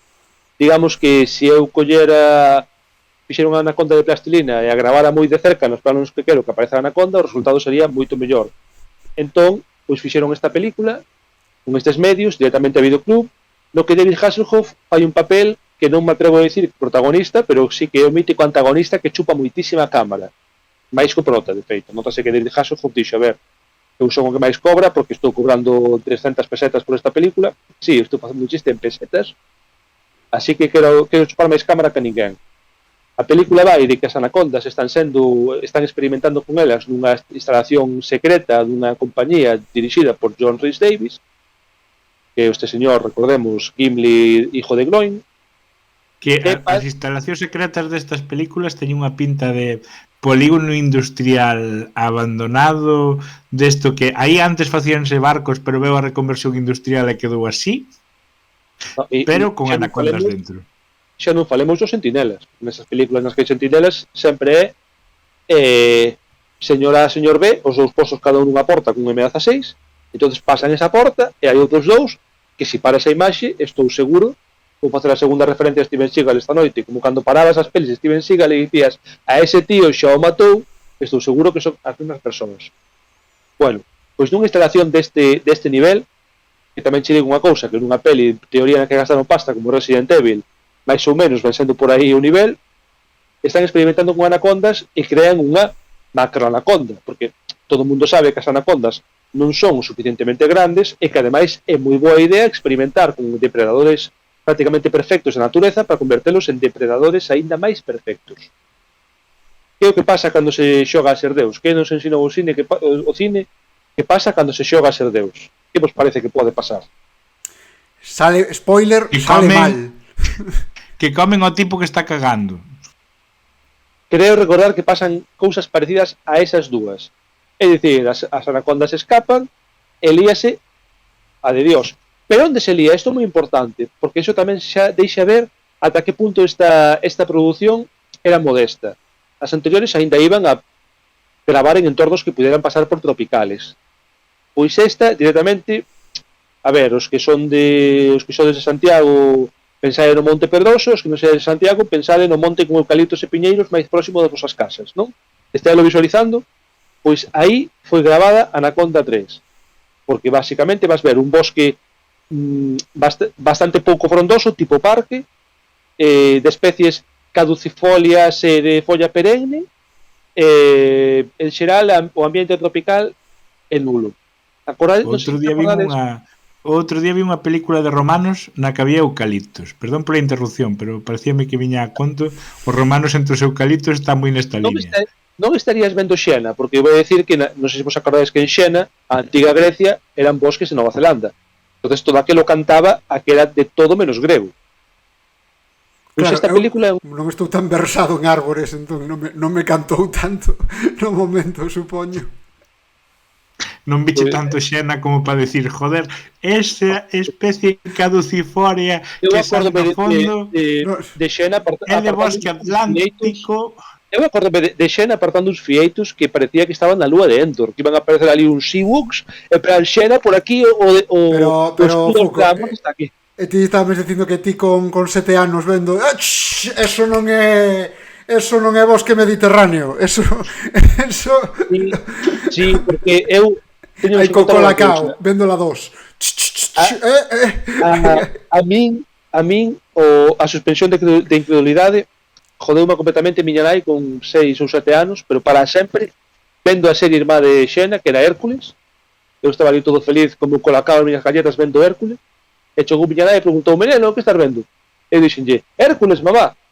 E mirou para Kevin Sorbo e dixo: "Como vai ser ese Hércules con eses pelos pantén despois de andar por aí matando monstros? Como vai ser ese Hércules?"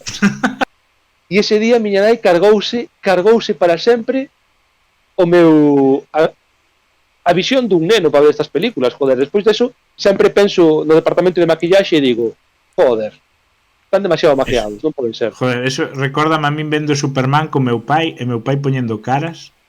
Plan, bueno, esta película non está tan mal, tal. Eu, este está a punto de decir algo. Acaba a película, mira para mí, a película de Superman está moi ben, pero este tipo tiña un amao como o resto dos que estaban na película. Joder. O tío aguantando hasta o final da película por soltar o chiste ríndose solo. Despois de compartir estes momentos de horribles traumas infantis, non sei se Fer quere contar algún, se non podemos deixar a John Davis contando billetes. Vamos a deixar pasar aquí a este actor que gustaríame desvelar un detalle interno aquí da Caixa Negra Nostromo que solamente o Fuco quería meter porque a corte máis eu non tiñamos nin puta idea de quen era e non nos parecía que fora acorde co tema, pero aí queda botado xa. Estou seguro que nos Sí, sabemos de que nos falas, pero ignorábamos a este señor por completo. Non vos parece increíble que este tipo teña pelis tan malas? Así que, pois mira, non. Pois... É un puto enano e un tipo que ven e dicelle: "Hola Indiana Jones, que tal estás?" Pois mira, sí. Como diría, el Shock es un noname. Bueno, pois como antes estábamos falando de que sería a polla aparecer en Tiburón 4, que é certo, este tío ten os suficientes collóns para dicir: vou aparecer nas grandes películas da puta historia do cine de aventuras e a vez vou aparecer en Anaconda 3. O sea, me parece que merece respeto esa figura. Pero bueno, xa vexo que non compartides comigo a opinión, así que vamos falar... Que tamén está na historia, tamén está na grande historia de películas de aventuras. Imos falar de algunha outra película desas que vos gustan a vos. Creo que tiñades en mente falar de algunha peli de Batman ou algo así, pode ser, porque había... Eu non teño moi claro cal delas era, pero había algunha que vos chirriaba especialmente. Por suposto. A toda agora... Estamos falando de Schumacher, o tipo que se dedicaba a correr na Fórmula 1 e fixo un parón para facer películas. Fixo Batman Forever, que non fixo un parón por outro motivo. Un parón fixo, pero non sei eu sei. Batman Forever, que por favor, non estaba tan mal. Somos moito mellor persoas do que aparentamos cando facemos estes chistes, Pero non moito, como un 10% mellores ou despois estaba... Eu cedo a xente maior nos semáforos, por favor. A xente maior nos semáforos. O meu traballo consiste en axudar a personas. Así en resumen.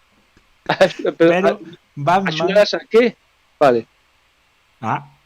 Batman xuntado con Robin, que resulta que foi unha das grandes películas de vamos a poñer a todos os tipos que son actores de renome no momento, con presuposto, porque había presuposto, isto non foi a custe cero, e vamos a facer o peor produto que Hollywood nos trouxo basado en licencias despois quizás de Super Mario la película.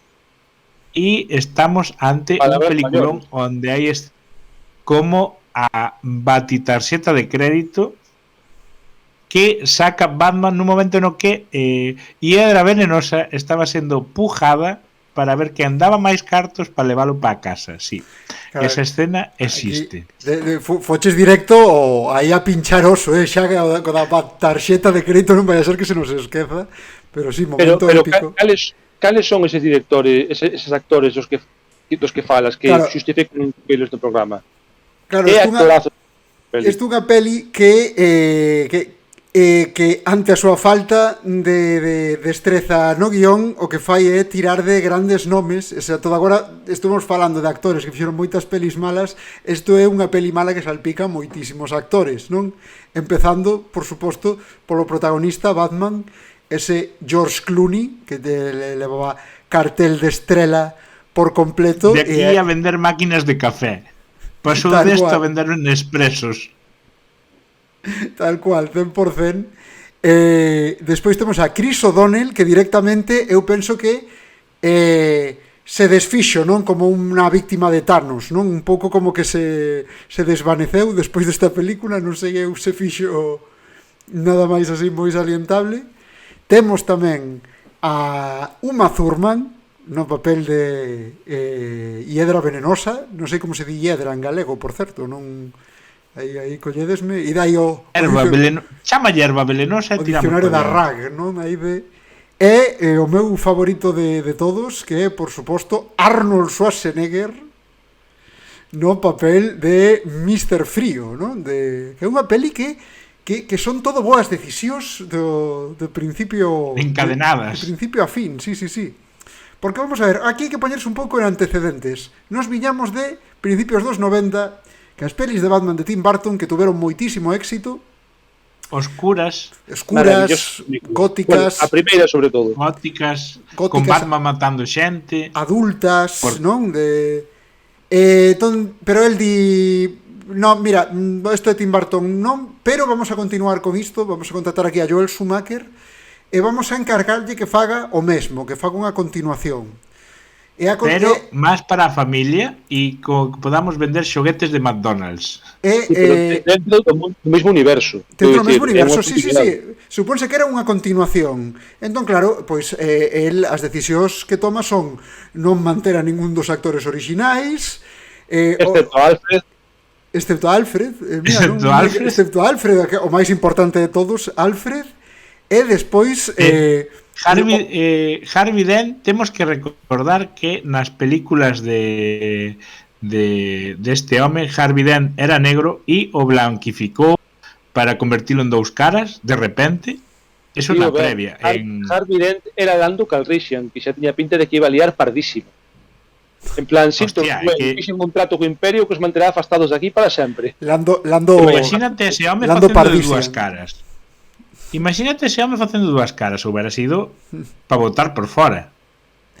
Sí, pero claro, tamén o que antes nas pelis antigas era gris, negro, escuro, aquí de repente é fosforito, os malos luces levan nun chacos destes.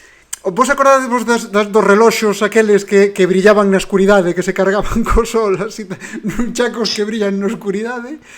E claro, os malos nas pelis de Tim Burton que tiñan unha historia tráxica dun neno que nace deforme, por exemplo, e os pais o abandonan e cousas así, ou un mafioso que cae nun tanque de ácido, pois aquí os malos son como unha banda de patinadores sobre xeo que atacan con discos además, dous malos completamente compatibles, porque un quere que o mundo este cheo de plantas e este todo cheo de plantas e a humanidade se acabe porque todo son plantas, e outro quere que todo este congelado e sea un mundo congelado e chegan á conclusión. Están os dous loitando contra o efecto invernadero e o quecemento global, está claro. Ten un sentido que se xunten pola capa do ozono. E estamos nos olvidando de, non sabemos que actor é, pero de Bane. Estamos olvidando dun Bane que é un tipo moi grande, cheo de veneno, que só di unha palabra como os Pokémon e di Bane. eu son Groot, era ese, non? Exacto, tal cual. Unha peli, a verdade, increíble. Ese Bane, para que non coñeza Bane dos cómics, bueno, se viste esa terceira das pelis de Batman de Nolan, é o protagonista. Ese home tan maquiavélico, tan terrible, que impuña tanto medo tanto polo seu físico como pola súa inteligencia. Aquí un señor cunha máscara destas mexicanas de loita libre, que vai por aí facendo é un botón no peito como os malos dos Power Rangers que lle dabas no peito e se desfacían, ese botón.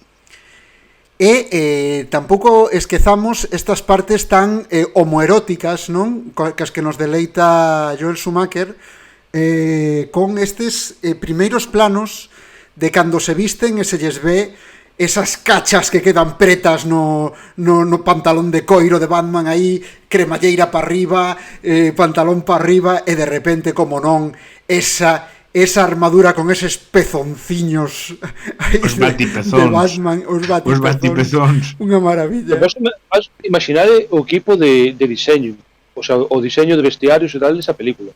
En plan, a ver, que lle facemos o disfraz de Batman? Bueno, as orellas máis longas ou máis curtas, e a capa con que amplitude e tal, esta, vale, non sei que, moi ben. E agora vamos ao pectoral.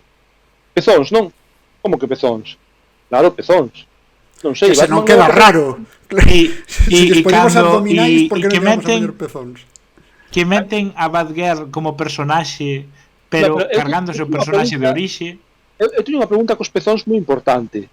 Dirixida ao departamento de diseño de vestiario desta película. O departamento de pezóns. Por que pezóns sí, pero pirola non, por exemplo? Por que non puxeron unha forma de pirola na coquilla? Sería igual. Non estamos seguros, Paco, de que non exista unha versión do director guardada nun queixón que teña esa escena. Existe unha versión seguro, pero non sei se é do director. Por aí. A min, eu gustame sempre destacar bueno, todos os actores están como polos en cabeza, pero gustaríame destacar a Arnold Schwarzenegger, por parecerme unha idea increíble de casting, non? Porque él, claro, todos coñecemos a Arnold Schwarzenegger, héroe de acción, tipo musculado, tipo grande, de que vai facer de Bane? Non, de Bane non vai facer de Bane, vai facer do científico, que é un señor que non vai ensinando músculo, nin pelea a hostias. Escuchimizo. Pero que sí que é gracioso, non? Que vai, porque Schwarzenegger é o mellor botando chistacos, así que veña aquí a que faga, porque tirase toda a peli facendo doble sentido sobre o frío, non? Pero moi cutres, en plan helado de conocerte e cousas así, non? Cousa que o frío original era un tipo frío e calculador destos malos jodidos que estaba recopilando diamantes para resucitar a súa muller que estaba morrendo dunha enfermidade rara, e aquí collen o da muller e collen esa enfermedade e tamén lle poñen a Alfred e dicen, Alfred, tamén tes a mesma enfermedade e te estás muriendo, e ven a túa sobrinha a salvarte. Pero eu debe volver sobre o de Chuache para romper unha lanza a favor da vis cómica de Chuache. Eu sempre digo que hai películas da súa época, o sea, non falo de Poli de guardería nin de vos chama outra que ten de comedia. Ten esta do boneco que o fillo é o da amenaza fantasma. Turboman, joder. Non sei como nos chama, un padre en apuros. Esa, eu non falo desas, falo das súas películas de acción que as mellores teñen un toque de humor que el soporta moi ben. Falo sobre todo do Desafío Total, que como todas as pelis de Verhoeven ten así un resquicio para o humor no medio da sangre, e falo tamén incluso dunha película como Comando. Chuache sempre ten así un resquicio para... Hai xente que sempre deixa un resquicio incluso para o humor. Terminator 2, non? Chuache deixa un resquicio para o humor. 2. Home, claro, Terminator 2 cando lle di bueno, non lle di sayo nada, di hasta la vista, baby. Arrañar al raparigo. E cando lle di... Na terceira, cando lle di non estou programado para joderte, cando lle di John Connor non me jodas, e di el, non estou programado para joderte. Aí a mellor, a que máis me gusta a min é Mentiras arriscadas, cando vai pilotando un avión, un dos malos lle cae, se lle engancha no cohete, lle di estás despedido, non? Antes de Sí, disparar. é moi boa. Está bastante guai. Vale. Pero bueno, Pero non a olvidemos ver, sí que que tes tamén- razón, Foucault, estou de acordo niso, o que pasa que faiseme raro cando o leitmotiv do teu personaxe son os chistes, os xogos de palabras e tal, que non metas un cómico e metas un héroe de Cando acción. viñas de usar un cómico na anterior Eso é. Porque de na usar anterior que é moito máis potable, que non está ben, pero deixase ver, está moito máis potable Batman Forever. E tes un personaxe que é histriónico e que a gracia é un pouco xogos de palabras e cousas así, que sería eso, o de Riddler, non?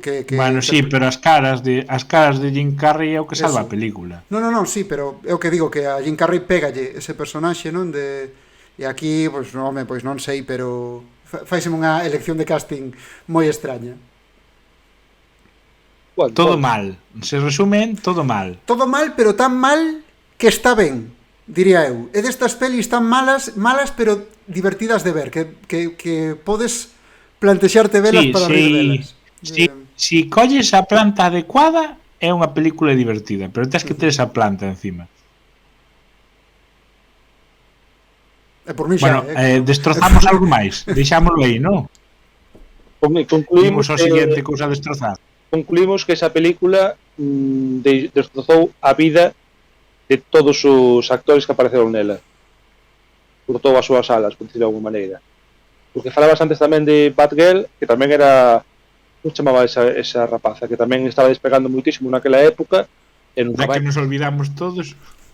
Bueno, Uma Thurman eu creo que seguiu facendo pelis, pero... Sí, pero sobre todo creo que é Uma Thurman que a rescatou bastante, non?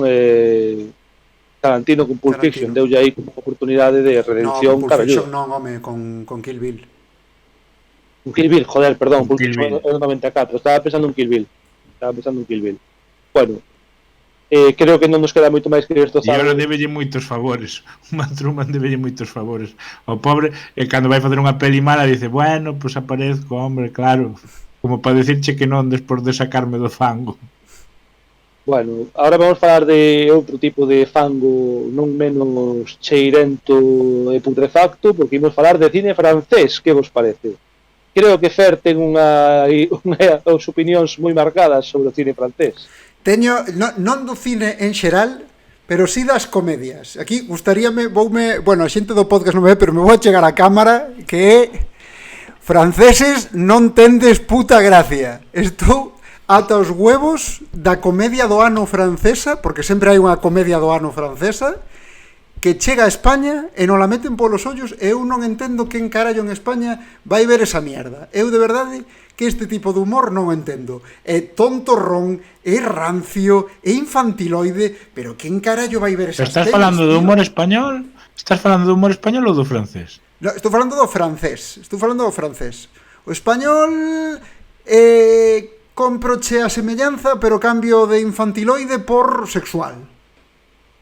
Porque a mí parece que o humor español sempre acaba un pouco na porcallada, no rollo así. Pero sí, no outro podo cho comprar.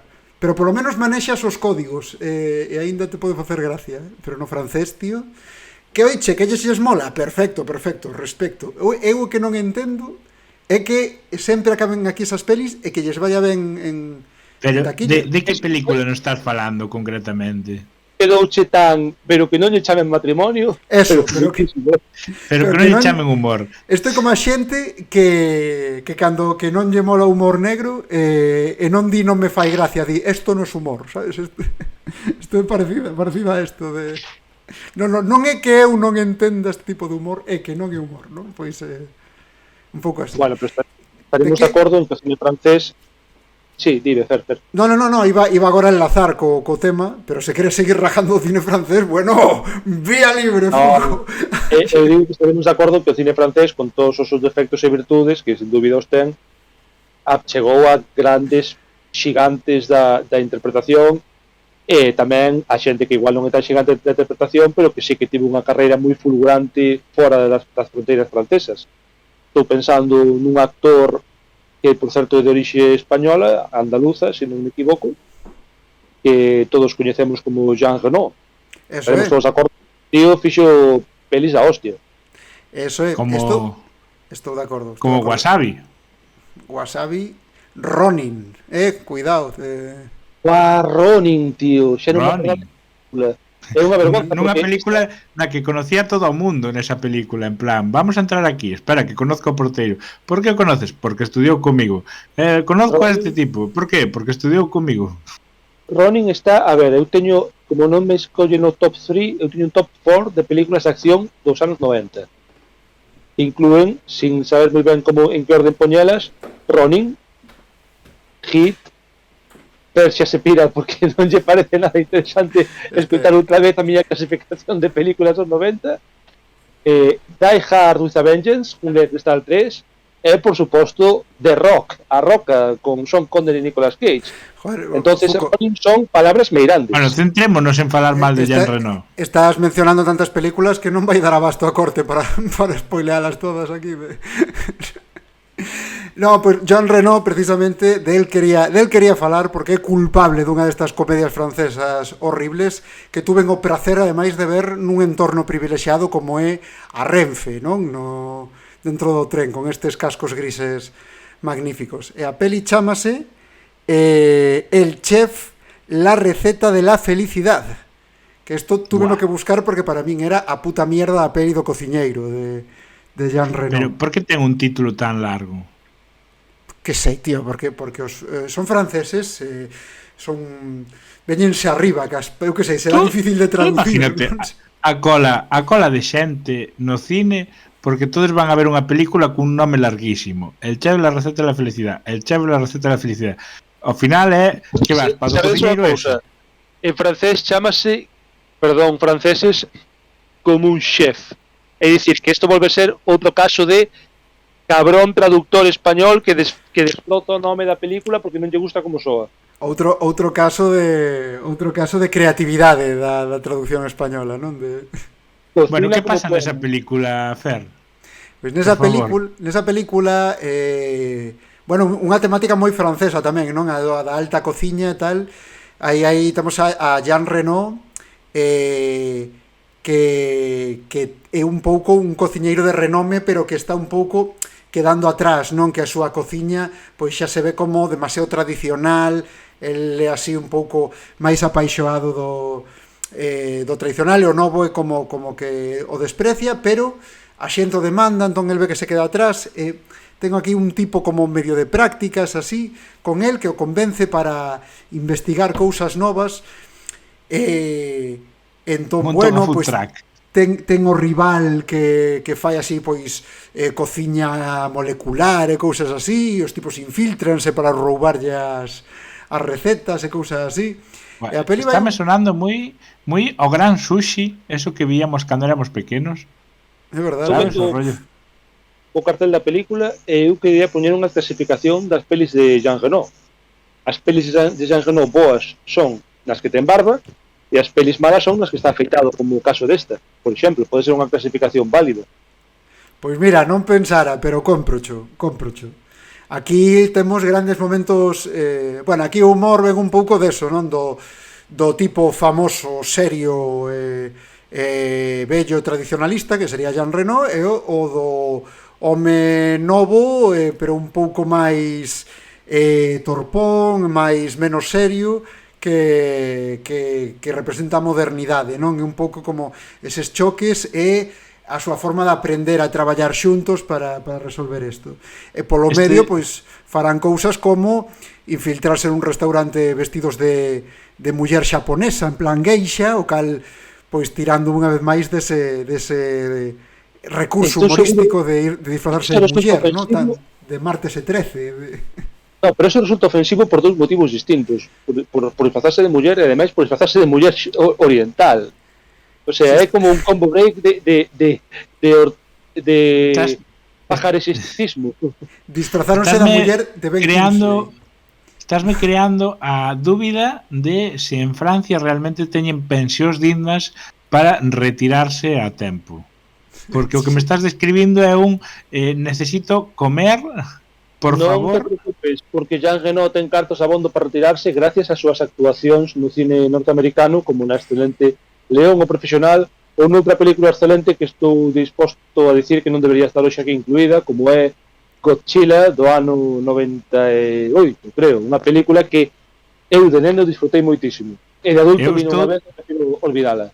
Eu estou disposto a defenderche como é un insulto á cultura xaponesa e como os efectos especiales son moi mierda e como non pode mulher japonesa nun restaurante seguro que non ofende en absoluto. Non pode xustificar que unha película é boa. Paco, non pode xustificar que unha película é boa porque imiten Jurassic Park con gorsiliñas saindo de ovos. Non. Por suposto que podo xustificalo. Eso que fai unha película boa. Calquera película ganaría moitísimo máis se houbera velociraptores. Eso sabe todo o mundo. E enfocan ao bicho xigante. Cantas veces vemos o bicho xigante en Godzilla? As suficientes. Porque creo que enteira ninguna. Porque eu saín daquela peli de neno sen ter moi claro como era o bicho. É do que veis me acordo. Porque sempre era o pé, o ollo, o... É moi difícil de defender, Fuco. E en riba... E además, cambian de orixe a Godzilla, porque, como todos sabemos, Godzilla é un bicho que nace polas explosións de Hiroshima e Nagasaki e de como os japoneses lle colleron medo aos yanquis tirando bombas. Entón, crearon un bicho verde xigante que os mata e os come. Vale, pois aquí deciden os yanquis decir, bueno, compramos vos os dereitos, pero ahora os malos van a ser os franceses, porque os franceses fixeron experimentos nucleares en algún sitio e daí saíron lagartixas gigantes. E vamos a coller a un investigador e vamos a facelo como se fora tonto para decir cousas como, mira, aquí hai unhas huellas que queremos que investigues. ¿Dónde están as huellas que queremos que investigue? Estás encima de ellas. Pero é que 2 segundos antes o tipo veu en helicóptero e esa huella víase desde arriba, rollo... sinceramente, esas críticas recórreme moito as críticas que se fan agora as películas, remakes e tal, que todo é woke, sabes? De pronto todo é woke. Parece que vas dicir que nesa película de Godzilla é unha nai solteira lesbiana, e eso vai completamente contra o espírito do Godzilla original. Unha nai solteira, Mira, eu pagaba por ver unha película na que fose unha nai solteira que ten que traballar como abogada Godzilla. Pero non é o caso. Abogada Godzilla. She-Hulk aquí de She-Godzilla de She-Godzilla. Sí, a ver, Matthew Broderick, que tamén resta, non? Sempre meter a ese actor que fixo unha peli moi mítica nos anos 80 cando era un neno e por algún motivo sigue tendo traballo do mesmo. Paco, podes nos explicar o vínculo extraño que hai entre Godzilla e os Simpson? Sí, pero un segundillo, vou dicir que o protagonista sigue tendo traballo porque é dos poucos casos en Hollywood no que en vez de ser muller de é marido de, porque todo o mundo sabe que é o marido da a de Sexo en Nova York, joder. Sarah Jessica Parker. Todo o mundo sabe que o marido é Sarah Jessica Parker, bueno, entonces... todo o mundo sabe, acabo de enterar, güey. En serio? No sei, brother, é o marido de Sarah Jessica Parker, acabo de enterar, digo en serio. E levan xuntos toda a puta vida, máis. Debe levar 30 anos, por aí. Que me dicías, Paco? Que si podes comentarlle aos nosos telespectadores o extraño vínculo entre Os Simpson e esta película. Sí, que o cámara da película, o sea, o cámara que está grabando a película non, o cámara que aparece na película, o que consigue as primeiras imaxes de Godzilla, hoxe sería moito máis fácil porque habería 50.000 teléfonos móviles grabando a vez, pero daquela non. E Hank Azaria, que é un dos actores de dobraxe máis míticos dos Simpson, que, bueno, creo que é uns cantos máis, é o mítico tío que ten un lote de personaxes na serie, digo vos agora mesmo, vamos a consultar aquí en San Google. Sí, é un tipo moi mítico, ademais creo que tamén ata cantante de algunhas dos números musicais, se non me eso equivoco. Sí que xa non sei, a verdade. Molaba volver a ver a peli para saber si lle puñeron a voz do tipo do Simpson daqui. En plan, bueno, como Pois non me extrañaría, porque eso fan Como bastante. normalmente doblas a esta persona, pues vas a doblar nesta película. E tú, Eu vale. teño claro que no Simpson en España sexa o mismo doblador para, como é aquí, para Apu, para Bigun, para Mou e algún máis. Non creo. Non creo. A verdade que non sei. Bueno, O sea, que eu creo. gustaríame pechar o tema Jean Reno, non sei se tens algunha... Espera, son unha Alguna- cousa máis de Godzilla, que é que, así como a peli me parece unha mierda, con efectos especiais nivel Rei Escorpión, a banda sonora de Jamiroquai, eso sí que é cremita, eso sí que thumbs up aí con Deeper Underground, o tema de Jamiroquai Había que destacar outra cousa que seguramente despois de toda a declaración de amor ao cine e as comedias francesas che encantará, que é o feito de que Godzilla é unha desas películas de mítica cosmovisión moi estadounidense, non? Na que os europeos teñen sempre, cada país europeo ten algún trazo que o destaca. E no caso de Francia destaca porque son uns repugnantes, porque non hai unha única escena da película na que non haxe que aparece un francés na que non se estea queixando de que o café é malo, de que os croissants son malos, de que chove moito en Nova York ou de non sei que, sabes? Sempre é algo malo. Os franceses son os repugnantes de Europa, según esta película. A ver, hai que decir que queixarse de que o café está malo en Nova York igual deixa da point. Sobre todo cando lles choveu por encima dos cafés. Imaginades esta película si en vez de ser de orixe francesa, se España fose unha potencia nuclear e os militares infiltrados fosen españois, como sería? Eu creo que sería algo así como hai que ir a matar a Godzilla. Bueno, sí, pero después de la siesta, que ahora de 6 a 10... Ese de qué comando es. Ese tal Godzilla, ¿en qué comando está?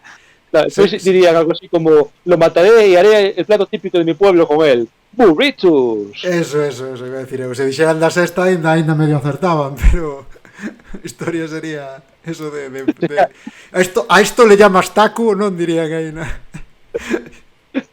Oh, Godzilla, se va a comer buena balacera, ándale. Todos Sí, aí, sería... Godzilla boludo. Aí... Sería algo así. Bueno, abandonamos a Jean Reno nos anos 90 e podemos quedarnos na mesma década porque foi a década de, bueno, na que se lanzou o estrellato unha persoa que ainda a día de hoxe sigue protagonizando pois uns cantos blockbusters e blockbusters cada ano non, pero cada poucos anos, participou en pelis moi míticas e en pelis moi malas, e, bueno, pois é un mítico tío que habitualmente o resto de homes nos dá moita rabia porque gusta ya todas as tías, basicamente. Estou falando, como non, do sex symbol dos últimos 20 anos, 30 anos do cine americano, que é Brad Pitt. E creo que Brad Pitt nas súas orixes ten unha película que eu estaba aí, destaca... non sabía se ibas dicir Brad Pitt ou Touriñán. Estaba aí dubidando. Sí, é verdad, pero bueno, tirei máis cara ao cine americano porque o cine galego xa sabemos que está aquí a porta da casa. Entonces, creo que ti tiñas unha película especialmente destacable del daquela época inicial, non? Dos 90. Destacable por mala, quero dicir. Sí, de principios dos 90 xa mencionamos no anterior episodio da Caixa Negra a Nostromo, pero vou falar de Cool World, unha rubia entre dos mundos, que é unha... está guai que empecemos por esta, porque esta é na que ten menos delito, Brad Pitt. Brad Pitt aquela era un rapaciño moi novo, e bueno, pois tampouco se esperaba gran cousa del xusto nese momento, pero esta peli é bastante fallida, é bastante mierder. É verdade que o intenta, non? Intenta facer unha cousa moi complicada, que é este tema de compaxinar imaxe real con debuxos, do mesmo xeito que Quién engañou a Roger Rabbit, pero ali onde Quién engañou a Roger Rabbit é un clásico do cine, esta é unha borralla de niveis pois da Estación Espacial Internacional, non? Xa non só no tema trama ou no tema interpretacións, como no tema técnico, porque os debuxos é como mítico de que faz así como abrazando a nada, non? Que logo che meten aquí o debuxo e tal, e que non cadra ben o toque, cousas así, e se ve todo como moi muñón, pero bueno, unha peli curiosa por ese feito, pero bastante cutronga, hai que decir. Eso sí, unha estética moi... Non sei se noventeira, porque unos 90 era moi pequeno, non recordo ben o tema da estética, pero unha estética moi curiosa, verdes a Brad Pitt cun peiteado bastante Jean-Claude Van Damme, e cun uns destes traxes amplos que había daquela primeiros dos 90. De que papel fai nesa película? Pois mira, de rubia. do mundo. Pois mira, eiche dicir que fai moitos anos que non a vexo, non o recordo ben, pero sei que é medio malo co protagonista, que é este debuxo animado da rubia. Non recordo exactamente cal é o seu personaxe, pero sí que recordo que lle fai un pouco putadas o debuxo animado que é o protagonista. A min insultante pareceume en Guerra Mundial Z, porque tiñan un material de partida épico. Non sei se lestes o libro, pero é como un xornalista, que vai despois da Guerra Mundial Z, dunha guerra mundial contra os zombies, e vai recopilando testemunhas dos superviventes e de como sobreviviron, en plan que recursos tiñan, como fallaron intentos utópicos, etc. ¿no? E neste caso colleron a Brad Pitt e puxérono como se fora un Pedro Pascal de AliExpress. E o tipo Brad Pitt, Pedro Pascal de AliExpress, ojo, ojo. Sí. Porque o tipo póñeno en plan, hai que buscar unha cura, e tú sabes desas cousas, ponte a buscar unha cura. E vai andando por un mundo adiante mentre pasan cousas onde hai unha das peores mortes da historia do cine, que é a do tipo que tropeza e se dispara a si mesmo. E chega morte moi humillante, moi humillante. Morte moi humillante, con efecto de sonido de resbalar. Por favor, eu creo que debe, ¿no? Sí, fai un boing. Fai un boing ou un flip. É un efecto destos de contrataron para facer o Foley a un tipo de primeiro de carreira de audiovisuais e foi dando a botóns. Podríamos poñer esa escena de poñerlle por riba terma chiwi que escorrego. Sí, eu creo que duraría moito. Pero ademais anticlimático totalmente, porque o que morre é un personaxe importante que diste que, aínda que fose unha morte ridícula, podían ter intentado facer drama, pero é completamente anticlimática incluso a morte. Sí. Podían no comer os zombies, joder, que estamos vendo unha película de zombies, pero non, o tipo resbala e morre, ou sabes? tropeza pero intentando facer algo nun momento que tal, non, pero é un pouco como que, veña, toma a pistola, vale. O baixar do avión, en plan, tenemos unha misión especial. Eso vai na tradición zombie, porque todo o mundo sabe que no cine de zombies o maior enemigo é o ser humano, por lo tanto o teu maior enemigo eres ti mesmo.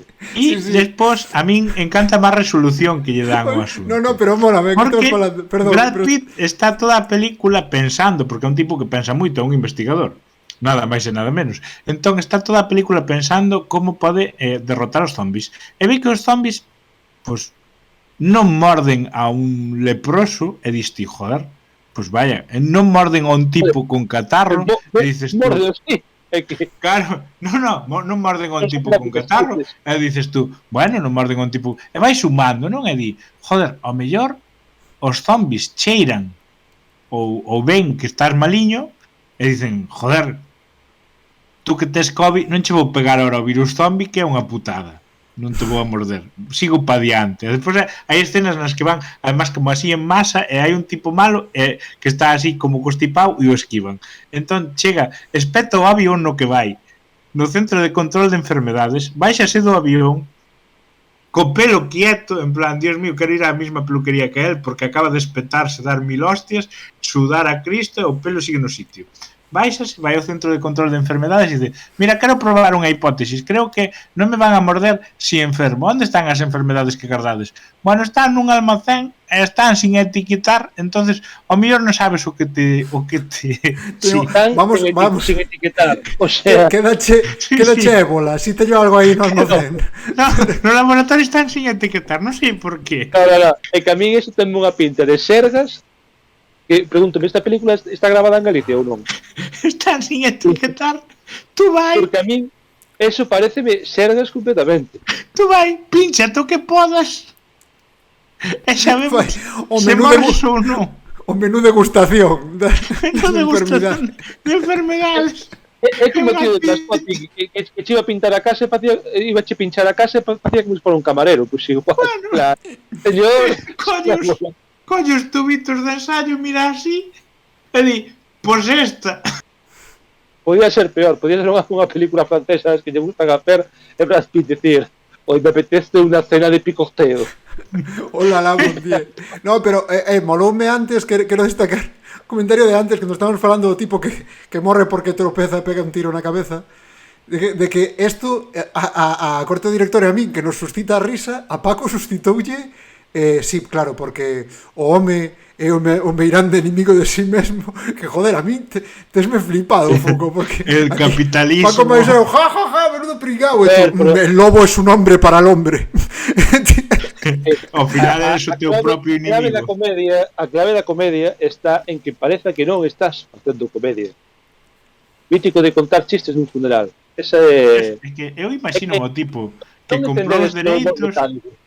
compraches os dereitos de algo que podría ser a hostia, unha serie de HBO faiche moi boa con eso, e dice, pois non, mira, vamos a contratar a Brad Pitt que sexa o protagonista, que solo haya unha historia e, además, vou a facer que un tipo se pega un tiro sin querer Vou baixando contratar a unhas Brad- escaleiras. Vou contratar a Brad Pitt e vou no vestir como un membro da Liga Estudantil que a Palestina aí de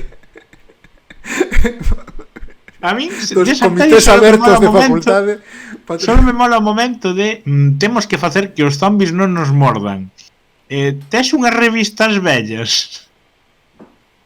E se ata revistas aos brazos. Bueno, Bueno, eu creo que Guerra Mundial Z está bastante destrozada, pero creo que a corte aínda lle queda gana de seguir cargando contra a filmografía de Brad Pitt, porque outro día comentabas que hai unha película do binomio Brad Pitt e Tarantino, ola Lía, que non che gusta ou que che disgusta especialmente. Eu paguei por ver Érase unha vez en Hollywood e deume moito sono. Quero dicir, a ver, Tarantino viña de presentarnos grandes películas como Los odiosos 8, que é un peliculón pausado, pero mantén a tensión. E eu estaba vendo esta película e eu, a ver, haz algo, Tarantino, fai algo. Vale, acabo de verlle os pés a unha das túas actrices, vale, sí que eso che mola, pero eu quero algún tipo de argumento. Podo comprar que hai cachos da película boas, como me voy a Italia a gravar películas italianas ou Brad Pitt quitándose a camiseta, pero fora deso pareceume excesiva a duración. Pero ten escenas moi tensas. Eu acordábame outro día cando vai ao rancho da familia Manson, Brad Pitt precisamente, que aí sabes a tendencia que ten Tarantino a cargarse no medio dunha película personaxes que che parece que son protas, aí é moi George Martin da vida, e eu aí estaba convencido de que se iba a cargar a Brad Pitt, pero convencido. O jefe da secta hubiera sido a hostia que Brad Pitt quitara unha pipa, lle pegara un tiro ao tipo e dice, pues ahora mando yo. Dilo Porque como se esta é non mi fora unha película. como se non fora unha película na que Brad Pitt lle dá unha paliza a Bruce Lee. Quero dicir, xa o molar estaba aquí arriba, sabes? Tampouco se pode facer máis. A ver, tú dinche que hai unha secta que está capitanizada por este home, apuntas antes esa ou a ciencioloxía na que temos o gran actor tamén de Tarantino, como se chama este home? John Travolta. John Travolta. A ver, así a priori a ciencioloxía creen cousas moi guais, como que houve un dictador galáctico fai centos de millóns de anos e non sei que, o sea, unha religión con aliens é unha puta religión con aliens. Eu aí Pero rompo Brad galán. Pitt, eu sobre esta peli, ao igual que Foucault, non comparto a opinión de que sexa mala. Pero bueno, isto creo que xa o comentei fora de micro en algún momento. Eu creo, unpopular opinion pola miña parte, pero eu creo que a liberdade creativa total non é beneficiosa para a arte. Eu creo que alguén que che pare un pouco os pés e que che diga non estás sendo demasiado ti, ás veces ben. Isto vese moito no cine cando os directores fan os seus mellores traballos, moitas veces é ao principio, porque despois ninguén lles tose e non hai ninguén que diga algo el que rei, lle pasa a Christopher Nolan, por exemplo. o rei está desnudo, non ninguén di eso. E aquí neste caso eu creo que é un exemplo claro de que se Tarantino non fora Tarantino, alguén lle diría, oiche, a peli guai, pero este cacho córtamo, manteno dentro das 2 horas e media. Pois sí que é verdade que eu penso que así a peli melloraría, pero polo demais Vistedes, pareceme que vistedes está moi ben. esta Eu- na que collen o tipo esta Brad Pitt e o mandan po espacio? Sí, pero espera un segundo, porque hai unha Sí. cousa que me gustaría dicir de Eras unha vez en Hollywood antes de que cambiemos de peli, que creo que xa comentábamos aí atrás, a valentía que eu creo que ten Tarantino para coller un dos eventos máis luctuosos da historia do Hollywood moderno, por decir o máis luctuoso, e darlle a volta, non vou dicir exactamente en que difire, pero ao final da película non é como que aconteceu na vida real, e iso é botarlle moito, sabes, moito valor. Pero Porque ese xa o fixo en Malditos Bastardos. O sea, non Sí, é novo. É certo que cambio final da Segunda Guerra Mundial, pero a Segunda Guerra Mundial, con todo, é unha cousa que afectou a todo o mundo, non, pero a moitos países tal, é un gran evento traumático, pero o de Hollywood, o sea, o que pasou ca familia Manson e os asasinatos é como un gran, quero dicir, é unha cousa que se afecta moito máis a eles en canto o mundillo de Hollywood. É dicir, algún día Hai máis películas de finales da Segunda Guerra Mundial que de personas matando a familia, de personas matando a esta xente. Que Brad Pitt coincide un día con Polanski nunha entrega de premios a que coincida con os veteranos da Segunda Guerra Mundial, vamos a ver. Pero por exemplo, seguindo o que di Foucault, é verdade que xa o fixo en Malditos Bastardos, pero en Malditos Bastardos cambia os detalles, pero non cambia os feitos. É dicir, cambia os detalles da morte de Hitler, pero Hitler morre. E aquí cambia os detalles e cambia os feitos. Eu creo que por eso se percibe como cambio máis grande da historia o que ocorre ao final de... A ver, entón estamos chegando á conclusión de que Tarantino que fai son fanfics. de fanfics de historia, non? De historia. Entón, pues ya está. Tarantino colle fai as súas propias crónicas como lle houbera gustado. Hostia, Tarantino, mensaxe para Tarantino que non perde un capítulo da Caixa Negra do Nostromo. Queremos un fanfic histórico destes do 23F. Por favor. Bueno, estabas falando aí dunha película de Brad Pitt no espacio. Por favor, vou pedir que non spoileres o final. A ser posible, deixemos unha película sen spoilear esta noite, porque eu quero vela, e ainda non a vi. Tío, non a vexas. Eu prefiro jodercho final e que a forres. E que a forres. Paco, acabo de ver Inmortales 2. De verdad crees que valoro demasiado o meu tempo? Mira, Inmortales 2 podes vela polas risas, pero Ad Astra, que é o nome desta película da que estamos falando, é como se colles a Brad Pitt, o metes nun tren regional e o vas grabando mentres vai falando en off do mal que se leva con seu pai. O sea, Brad Pitt é un tipo en segundo de carreira que volve pa casa pa volver a marchar pa Santiago domingo cabreado ca súa familia. Si, eu esta peli non a recomendo nin así como Batman e Robin recomendámola para rir dela, esta é unha peli moi aburrida, é terriblemente pretenciosa, non? É un pouco a imaxe que teño desta peli é dun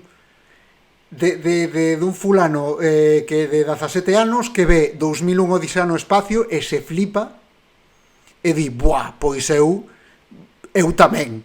E trata de facer algo semellante e non. 2001 Odisea do espazo só hai unha é rarísima e saíulle de puto milagro como lle puido ter saído unha mierda. Así que non se vai repetir, deixade de intentalo, directores do mundo.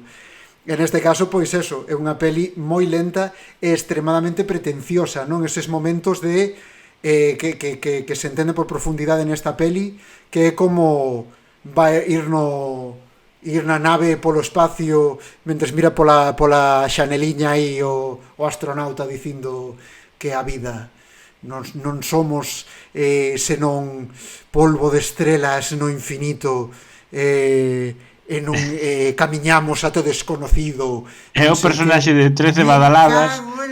É o personaxe de 13 badaladas no espacio. Introspectiva. É o de 13 badaladas falando consigo mesmo. Non lle gustan as películas con protagonistas intensitos. Que me quedou clarísimo que a ti ese rollo non che vai nada. Que malo levo, tío, de verdade. Que se che acaba facendo ridículo. É como, sabes, cando éramos novos todos tiñamos este amigo que cando se emborrachaba era un chapas, sabes, que se Hostia, que se o chapas da No, borrachera. eu non o tiña porque eu era ese amigo. pero cuidado, porque pero Fuco, poñerse intensito con Reicario III, rei da Galiza, é unha cousa, e poñerse intensito con no, porque yo noto unha conexión espiritual con Sagitario, que non sei que, e outra, e me cago en diola, nada. Bastante regulera. Ademais, ten o problema de que vale que Brad Pitt se conserva moi ben, pero igual se leva 5 anos co actor que fai de seu pai ou algo así, un pouco de miscast aí, vale que se conserva moi ben, pero bueno, pero o mellor lle pasa como no xogo de Ender. No xogo de Ender, cando estabas no espacio, envellecías máis tarde por la magia del espacio, por la relatividade. Bueno, eso. Bueno, continuando este repaso catastrófico de Brad Pitt, creo que queríamos pechar este bloque, non? Cunha mención especial. Quero mencionar, mención especial a Deadpool 2, pero non porque esta sexa mala, é unha peli moi entretida, pero mólame moito o papel de Brad Pitt que fai de home invisible, que ademais non fala tampouco, pero é moi electrocutado. Ui, perdón. O spoileador ataca de novo. Bueno, está aquí creo que vou ter que comprar unha máscara para spoilear, en plan, baixar a careta de soldar para convertirla na careta de spoilear. Mira, conocemos todos vuestros secretos, spoileamos todas vuestras películas.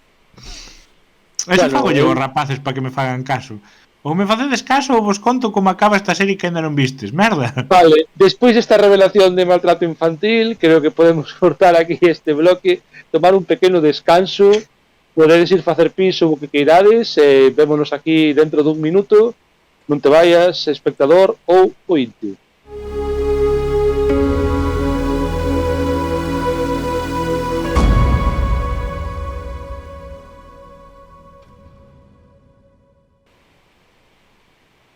Bueno, benvidos a este terceiro bloque do noso segundo episodio, no que continuamos destripando literalmente películas, porque a corte hoxe está en racha de spoiler e tamén desfacendo, destruindo, pasando pola lama a carreira de actores consagrados, xurgándos e mirándos por riba do ombro, porque a verdade criticar a Brad Pitt ou criticar a Michael Caine mola, porque nos dá a impresión de que nós, simples mortales, tamén podemos xurgalos a eles. Non fomos vos actores, entón teremos que meternos a criticar, joder. Se alguén nos di eso facedelo por envexa, a resposta é sí, en efecto. Pero da envexa nacen grandes obras tamén, como a Caixa Negra da Nostromo. Da envexa nace a nosa fama. Agora imos falar de outro xigante de interpretación, volvemos un pouquiño máis atrás, incluso da época Michael Caine, que era un pouco o que cronolóxicamente xunto a Ben Kingsley abría este programa, e imos falar de palabras meirandes, nada máis que nada menos que dun señor que interpretou a todo un Vito Corleone, un señor que tamén tivo os seus máis e os seus menos a interpretación de papéis racializados sendo branco occidental. O pai de Superman, estamos falando do puto pai de Superman, joder. É un señor que ten un nome que a min pásame que se non fora porque sei que él non sabería, verdad, se é un home ou unha muller. Pásame un pouco que lle pasa aos da Ría con Manuel María, non? Con Manuel María. Pois nós estamos aquí con Marlon Brando, porque a min Marlon sinto, pero soname al nome de muller, soname a Marilyn. Non vos pasa que lle añadides unha N final ao apellido por facilidade de pronunciar? Brandon. Eu xa non, pero fixeno moito tempo. Pero non por facilidade, eso cacofonía, non? O mítico rollo de Marlon. Marlon. Eu como era a peli de antes, de O son do Trebón, non? Pois Marlon Brando. O son do Trebón, por certo. Se queres facer un grupo que se chame así, está registrado, O Son do Crebón pertence Vai a ser a o noso podcast sobre música, vai se chamar o Son do Trebón. Es un podcast sobre música que básicamente é analizar en todos os capítulos versións de Estou na lavadora. Peixo, moi Pois- claro. Pois Marlon Brando, que fixo Marlon Brando? Con que nos ofende Marlon Brando? Diz a parte de facer de actor racializado nunha película ambientada en Xapón nos anos 50. Bueno, pues, aparte deso, fixo así apareceron películas que digamos non deixaron no mellor lugar a súa fama anterior. Sen dúbida, un dos casos máis sonados pode ser esta película Maldita, da que penso que nos quería falar Fer. Non, a miña era tamén dun papel racializado. Perdón, estamos aquí confundindo un pouco os papéis. Creo que entón era a Corte que nos quería falar desta película. A illa do doutor Muró, ou se lemos como se escribe, sairíanos unha película dun galego que sería A illa do doutor Moure. E é un destos casos de peli loca na que Marlon Brando vai pedindo cousas e llas van concedendo. Entón, maquillaxe raro, bestiario raro, situacións de caos, bueno, o típico rodaxe raro. Está todo en internet, podedelo buscar en Google. Hai que explicar... E Perdón, continúa. vou explicar de que vai ella do Dr. Muró con o episodio dos Simpson no que o médico transforma a todos en animais cos que están relacionados. Pois iso era un relato de alguén que facía relatos. Paco, quen era o escritor da illa do Dr. Muró? Aí colles meu. É de H.G. Wells. Ah, da H.G. Wells. Sí. Coño, non sabía. Pensei que era do tipo da Illa do Tesouro, pero bueno, po caso. Vamos, é unha illa dun doutor maligno que convirta a xente en animais. E Claro, é unha... era a segunda parte de Ella do Tesouro, de Robert Louis Stevenson. E Pero- o doutor Moure cóllete, por exemplo, a Homer, transforma nunha morsa. Pois Matouse a traballar aí, O día que fixo eso era domingo, o día que... E teñen este rollo vegano de animal no ataca animal e tal, bueno. É unha peli que pasou, trascendeu porque a Marlon Brando subiuse a cabeza a ser Marlon Brando, como lle suele pasar, e foi un rodaje de mierda porque exijo cosas e cambio a película cada 5 minutos porque non vou a reescribir a H.G. Wells. Por qué? Porque son Marlon Brando. Si quero que se reescriba a H.G. Wells, se reescribe a H.G. Wells. E non pasa nada. E pagadme máis. Non recomendarías esta película, esta adaptación de H.G. Wells? Non, recomendaría ver o capítulo dos Simpson. É curioso, porque non hai unha película que adapte H.G. Wells a dereito, porque estou pensando na máquina do tempo. Estou pensando na Guerra dos Mundos, que outra merda. Dios mío, non hai unha película decente que adapte. H.G. Wells, que H.G. non temos nin idea do que é, verdad? Porque isto é un pouco como George R.R. Martin, Wells que... ten unha da máquina do tempo. Wells.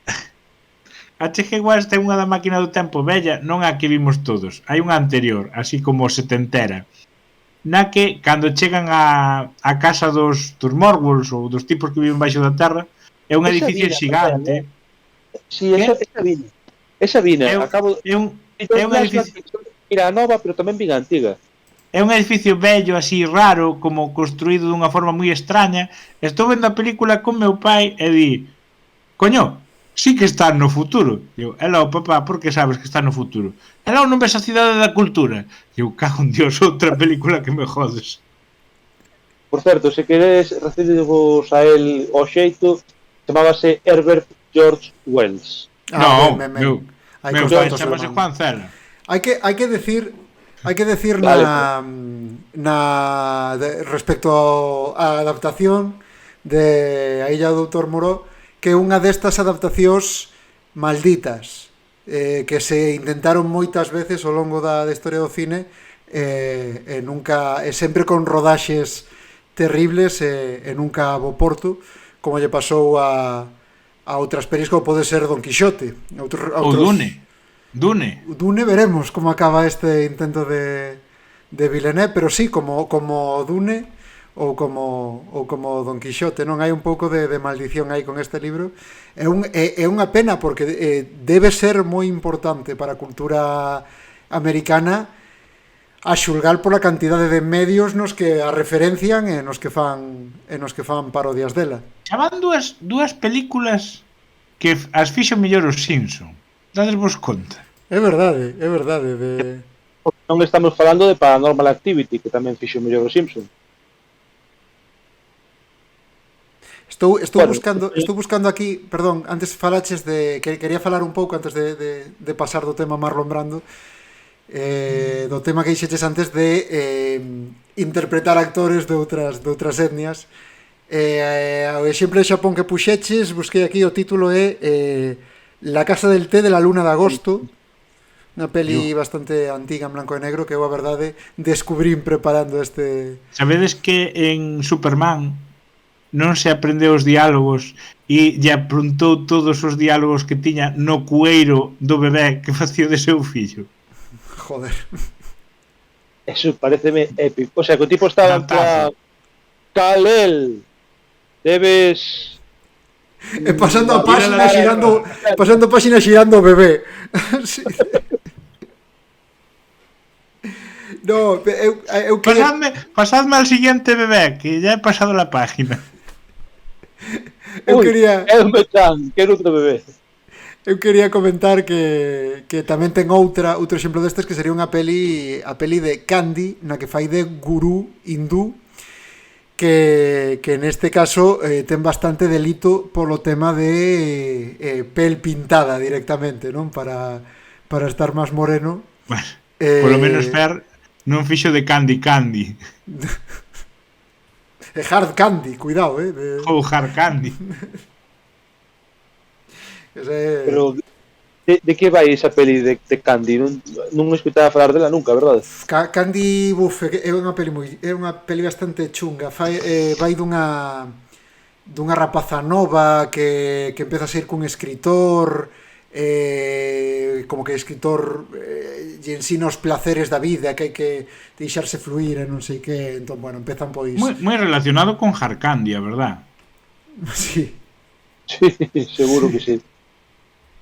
Bueno, creo que podemos deixar, a non ser que teñas algo máis que dicir, descansar a Marlon Brando, acordarnos del por un tranvía chamado Desexo e polo que Padriño. Que tamén o fixeron mellor nos Simpsons. E por el último tango en París, non? Que queda aí sempre a dúbida de se a violación foi de verdade ou non. Creo que as últimas tales era que fora de verdade, o cal é bastante creepy. Bastante turbio, sí. Sí, bueno. Prefiro recordalo por Apocalipsis Now tamén, que casi me olvidaba dese outra grabación, pero está outra grabación caótica. Claro, pero saliu un peliculón. Pero o resultado, contra todo pronóstico, a min gusta moitísimo esa peli, e gusta moito Marlon Brando nesa peli. Sí, é espectacular. Así que, como hoxe non estamos para falar de cousas espectaculares, sino todo o contrario, vamos a remar agora para moi cerca, e máis imos remar porque imos chegar por mar, compañeiros. Imos chegar a unha lúgubre, sinistra aldea galega, marítima, porque claro, se é unha aldea galega sempre ten que ser así tirando a osca fúnebre, non? Na que hai un señor maior chamado Paco Raval, o que alguén lle pasou, non? Un guión levemente baseado nos mitos de Tulu, e dai xurdiu Dagón, la secta del mal. A verdade que non sei se se traduciu ao galego a peli. Sí, traduciu ao galego. Sabedes que esta película enfadou a todo barro e están enfadadísimos coa peli porque, claro, estaban a favor de que se gravara no seu concello hasta que ya puxeron. Eu sempre pensei que era con barro, a verdade. Sempre estaba convencido que se gravaban con barro. Non é con barro. É con barro, perdón. Mezclo. Tengo que facer unha corrección aquí, porque Concello de Pollo. Dixestes Dagon, la secta del mal, Eu dubidei, era del mal ou del mar? Del mar. É del mar, del mar. Bueno, non vou facer o chiste de que estamos racializados, porque... Pero porque e hai unha cousa que a versión en castellano, porque eu vina en galego, pero despois vina en castellano, non me preguntedes porque a vin 2 veces. En castellano, os malos, o sea, os a xente de con barro, os con barritas, sí. os con barritas, que son personas peixe, Temos moitos amigos en Conbarro, é un sitio que nos gusta moito. as persoas peixe falan unha mezcla entre galego e delfín. O Sí sea, que se van escoita falando galego na peli, sí que se escoita galego. Van falando galego e de repente vais polo medio. E seguro que non é outro eso. Pero, escoita, pero unha cousa, Paco aquí comentou que estaba libremente basado nos mitos de Cthulhu ou como se pronuncie.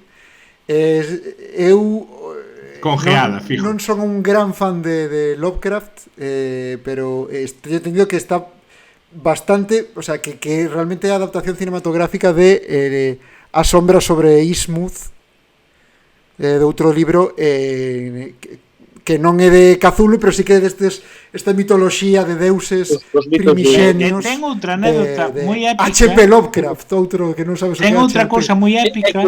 Nos mitos de Tulu apenas aparece Tulu, case sempre se fala de outros deuses, que é unha cousa tamén. Ten outra cousa moi épica esta peli, que é que pedir un permiso e a igrexa deixoulle rodar dentro da igrexa de barro. Digo, de con barro, perdón. Ou de barro. Espera. Tipo hablar. Eu penso que é con barro, non é... O dos hórreos. O dos hórreos. O dos hórreos. Ao lado de Pontevedra. Con barro. Aquí os meus veciños. Pois moi guai. E que se escóndense dos malos debaixo dun hórreo. O momento me escondo debaixo dun hórreo, pareceme historia da televisión de Galicia. Dirías que a película influiu a Sorogoyen para filmar as bestas ou non ten nada que ver? Nas bestas escóndense debaixo dun hórreo. No, pero tamén son así aldeáns oscos que atacan aos forasteiros. Claro, pero eu creo que Dagón é as bestas de Costa. Ah, claro, as outras eran interiores, de costa. As bestas 2 na costa e as bestas 3 xa no espacio, non? Como espacio, como Jason. A mí unha cousa que me flipa moito do cine feito en Galicia é hai un gallego en la luna e é asesino. Xa non só o cine galego, sino o cine feito en Galicia como Dagón, non? É que todo parece querer dicir, mirade que bonita é Galicia, pero mellor non veñas porque pasan cousas terribles. En mar adentro, mira que bonito, pero va a romper o cuello. En as bestas, mira que bonito, pero van a matar os veciños. En Dagón, mira que bonito, pero van a sacrificar o deus un sí que... En 13 badaladas, mira que bonito, pero teu pai era un escultor tolo e que te está intentando poseer, sabes? Todo é como... película a lingua das borboletas, mira que bonito todo, pero hai unha guerra civil. Pero a mí pareceme ben que vexan que está guai, pero que non veñan que suben non andamos con mierdas. Aquí que veñan, pero sabendo que hai. Logo están os pisos turísticos aí jodéndome aí a mensualidade do aluguer. De todas formas, joder, amigos, é moi curioso, a mí chame moita atención que no ano 2001, que de cando esta peli, se elixira Galicia para facer unha peli sobre Lovecraft, non? De algo tan alleo, non, digamos, porque sí, non pero eu supoño que está buscando... tan mítico e tan alleo, non sei. Un sitio barato para gravar. Estou buscando un sitio barato e tamén é certo que as lo que se coma ben. Pero é barato. Supoño que daquela época, sí, e ti se buscas localizacións, é certo que para ese tipo de mitoloxía hai moitas zonas da costa galega, da asturiana, da xeral da costa norte, noroeste, que eu creo que se pega moi ben, porque incluso pasou en los outros con que se filmou en Cantabria. Hai zonas do que o espectador pode asociar a Inglaterra que son perfectamente gravables no norte de España. Non vos extrañe que Hogwarts Legacy se xogue en Triacastela. Aí no mosteiro. No mosteiro de Samos. No mosteiro de Samos. Sí. Por certo, ademais parece moi guai a lección de Francisco Rabal, porque xa nos amosou o ben que fai de galego en Airbag, verdade? É verdade, era a súa segunda vez. El señor Villambrosa, que nada en la ambulancia. Na ambulancia. Bueno, Paco, corte do director, recomendamos Dagón, non recomendamos Dagón, recomendamos ir comer percebes a con barro, non o recomendamos. Eu botei unhas risas con Dagón, quero dicir. É mala, pero botei unhas risas. Pero está facendo un balance de blancos. Digo non, que isto pa que os do podcast o vexa. Saquei o cartel do 1, 2, 3. Digo thumbs down para Dagon e a Seta del Mar. Non sei, a ver, eu gustaríame dicir que non a vou ver, pero vin La herencia Valdemar, que se non a coñecedes, é unha duoloxía española que tamén adapta os mitos de Tulu moi libremente, en o que Óscar Jaenada fixo canónica a pronunciación de Chulu, porque, oh Dios mío, estos son sectarios del dios Chulu. Es un diálogo... É un dios moi chulo, a verdad. Convídovos, por favor, a ver La herencia Valdemar, parte 1, La herencia Valdemar, parte 2. Pero eu non sabía que había tantas adaptacións de Lovecraft en España, tío. Sí, temos a última adaptación que se fixo de como se chama esta? Da que hai zombies con un liquidiño verde que se pinchan. Reanimator. A última de Reanimator está grabada en España y sale... El Zapataki, ¿no? No salía el Zapataki. Sale el Zapataki y sale Torrente. ¿Cómo se llama Torrente? Santiago Segura. Santiago Segura. Santiago Torrente. Pero eso non é de Lovecraft ou Reanimator. Sí, Reanimator está basado en un relato de Lovecraft. A primeira. Sí. Sí que está, non sei que tal, Reanimador, sí. Pero non é... Sí. Pero a que diste a corte é Beyond Reanimator, creo eu, non? Pero está dentro do mesmo mundo. Isto seguiu pa diante. Sí, pero para que a xente non confunda, porque é un Reanimator anterior que é destos clásicos da serie B ou algo así. Hai un Reanimator que é nunha... Reanimator. Imagínate, na USC hai uns tipos que descubren o suero de reanimador e o usan e hai zombies. Pois ese é original, o relato original. Logo tiraron pa diante. Teño que dicir que o relato original de Lovecraft é unha copia bastante burda de Frankenstein sin ningún fragmento da gracia existencialista que ten Frankenstein. O sea que, me permitir non recomendar un relato de Lovecraft. Matadesme se digo que Lovecraft pareceme un pouco unha mierda. Non é desa primeira persoa que escuite dicir eso. Para min non é unha merda, pero tampouco é Edgar Allan Poe. É unha cousa... Bueno, tamén temos que dicir que nós, polo menos no meu caso, lín o Lovecraft traducido por Urco.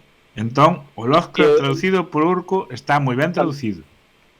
Pero Urco non ten todo, creo, Non sei, eu busco lín. Na casa un petate integral en castelán, e é certo que Lovecraft máis alá de que é moi da súa época, entón aí, como lle pasa a Howard o de Conan, hai, digamos que un protofascismo non suficientemente escondido. Tamén é certo que despois, o tipo de as historias que plantea, a linguaxe que emprega, todo está destinado a un público que, a ver, eran os adolescentes do seu tempo. Nos liamos manga, movidas así, estes lían Weird Tales. Entonces é un produto un pouco da nostalgia. Tamén eu creo, por exemplo, que a adaptación de Conan é moito mellor que a peli de Conan. É que Conan resolvía cousas como colleu unha banqueta e tiroulle ao mago a cabeza. Pero con todo, creo que hai que ter en conta o carácter pioneiro de Lovecraft para o terror moderno americano. Aínda que eu xa escoitei a varias persoas dicir que Lord Dunsany ten un libro anterior no que toda a mitoloxía de Tulu despois fusilou basicamente Lovecraft.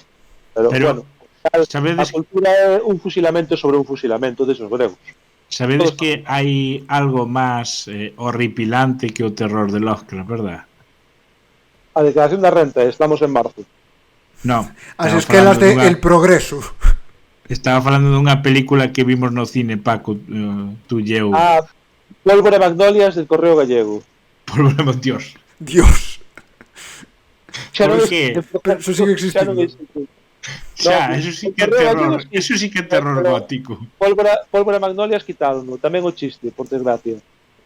Sí, Paco, eu recordo contigo ver unha serie de moi malas películas no cine, entre as cales 302 foi unha delas.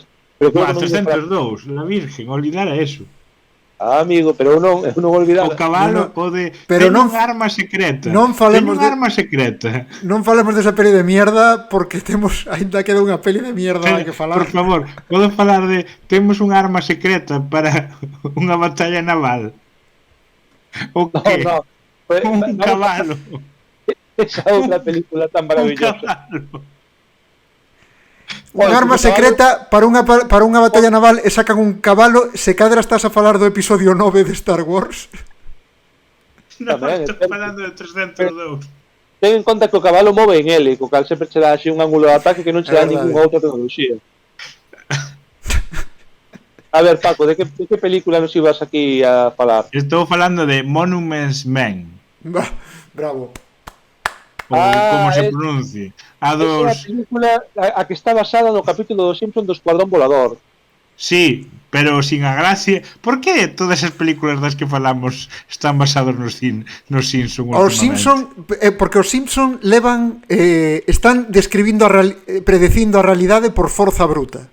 Pero é que o capítulo do Escuadrón Volador foi anterior a esta Claro, película. Pero quero decir, vos sabedes cando non sabes non lembras o código do escandado da bici e probas con todas as secuencialmente unha por unha todas as cousas, pois os Simpsons están facendo eso que a realidade, porque levan 35 ou 30 e pico temporadas a 30, 25 capítulos por tempada, en cada capítulo 2 liñas argumentais mínimo.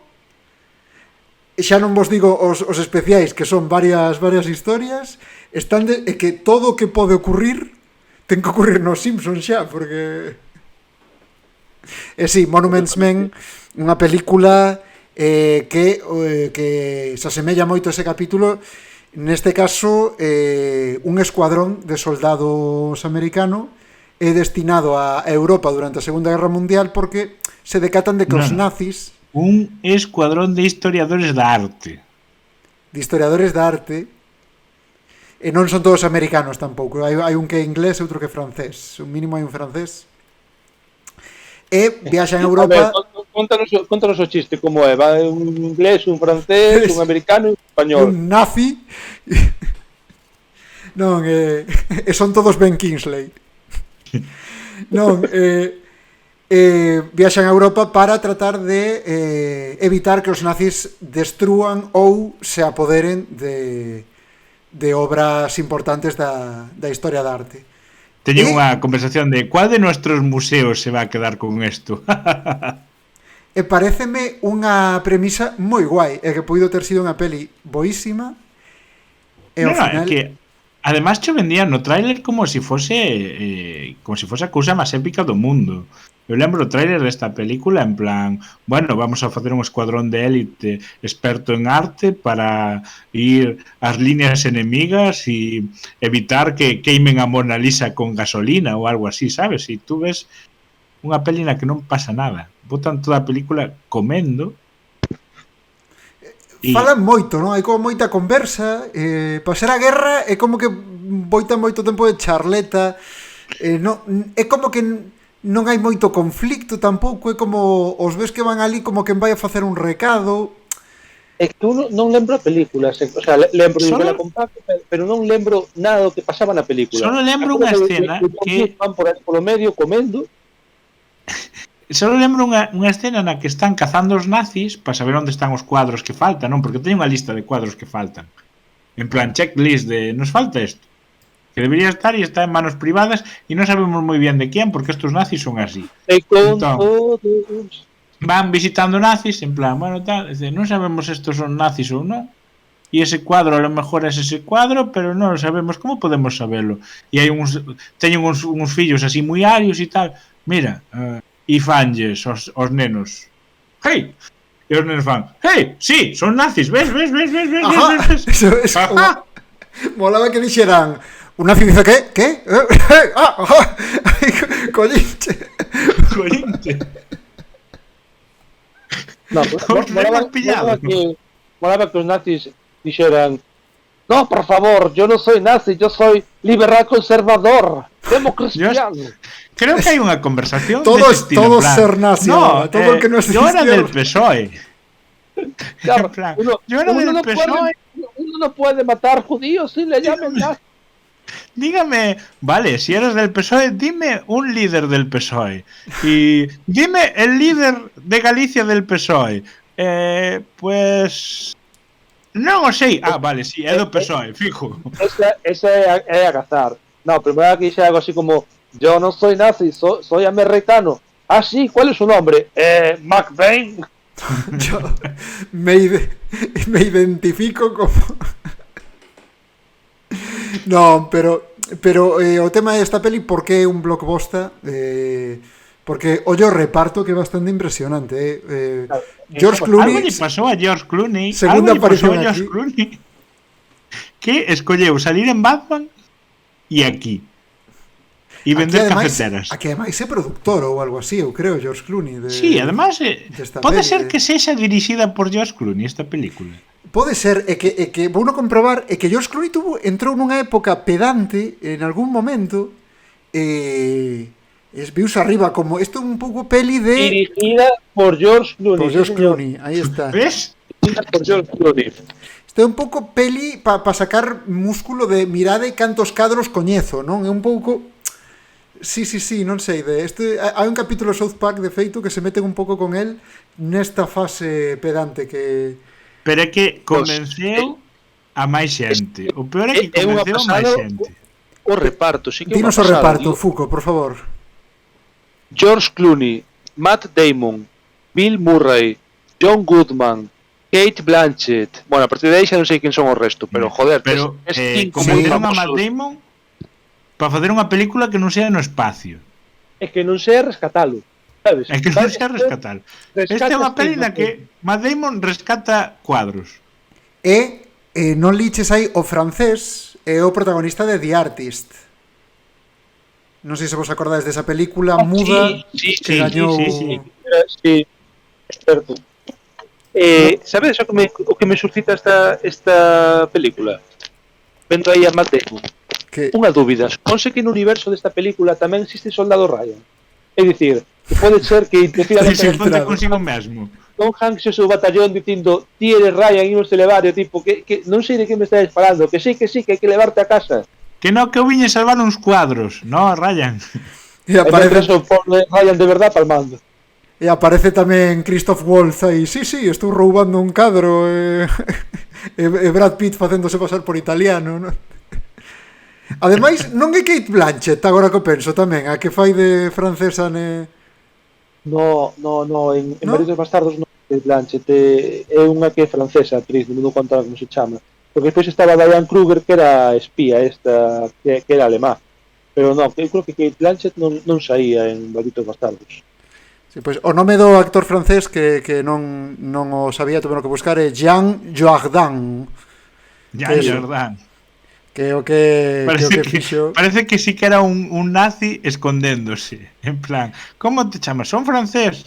Jean Randall. Gañador do Oscar, que isto non me acordaba eu, gañador do Oscar a mellor actor en 2012 por The Artist, que é esa peli da que todo o mundo falou 24 horas os 7 días da semana durante 6 meses e ninguén volveu a ver xamais na vida. Eu non vi nin a primeira vez sequera. Vistedes unha que tamén se falara moito española, que era en blanco e negro, que era Caperucita Torera? No, era Blancanieves Torera. Blancanieves Torera, perdón. Que non se titulaba así, tranquilos. Non se titulaba así, pero era de Blancanieves Torera. Como se titulaba Blancanieves Torera? Creo que se titula Blancanieves a secas. Blancanieves Torera, espectacular, Espectacular. Eu creo que ata aquí deu isto de sí, porque, como está claro, levo vendo hai un cacho que ninguén vai dicir nada inteligente. Eu creo que é mellor que deixemos de torturar as 6 ou 7 persoas que probablemente nos estean seguindo, entre as que hai que saudar as nosas nais, tías, tíos, primos e demais familia. Hola familia, que tal?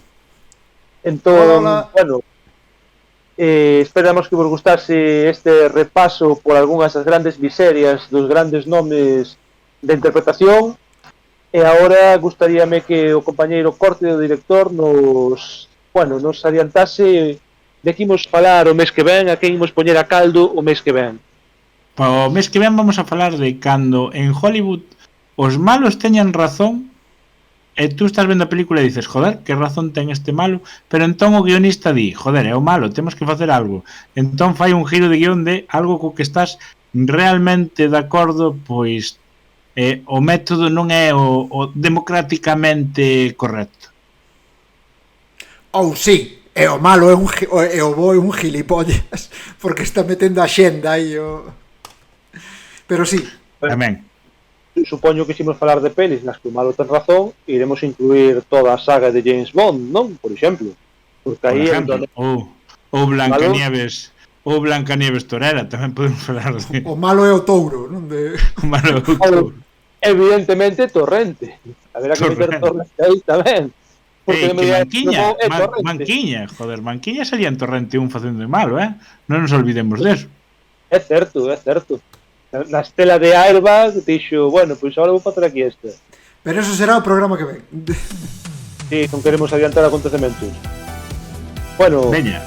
esperamos que vos gustase e nada, xa sabedes, darlle a like, suscribirse, compartir, porque isto é igual que un virus, senta fatal, pero hai que transmitirlo. Eso é. Veña, rapazada. Chao. Hasta a próxima.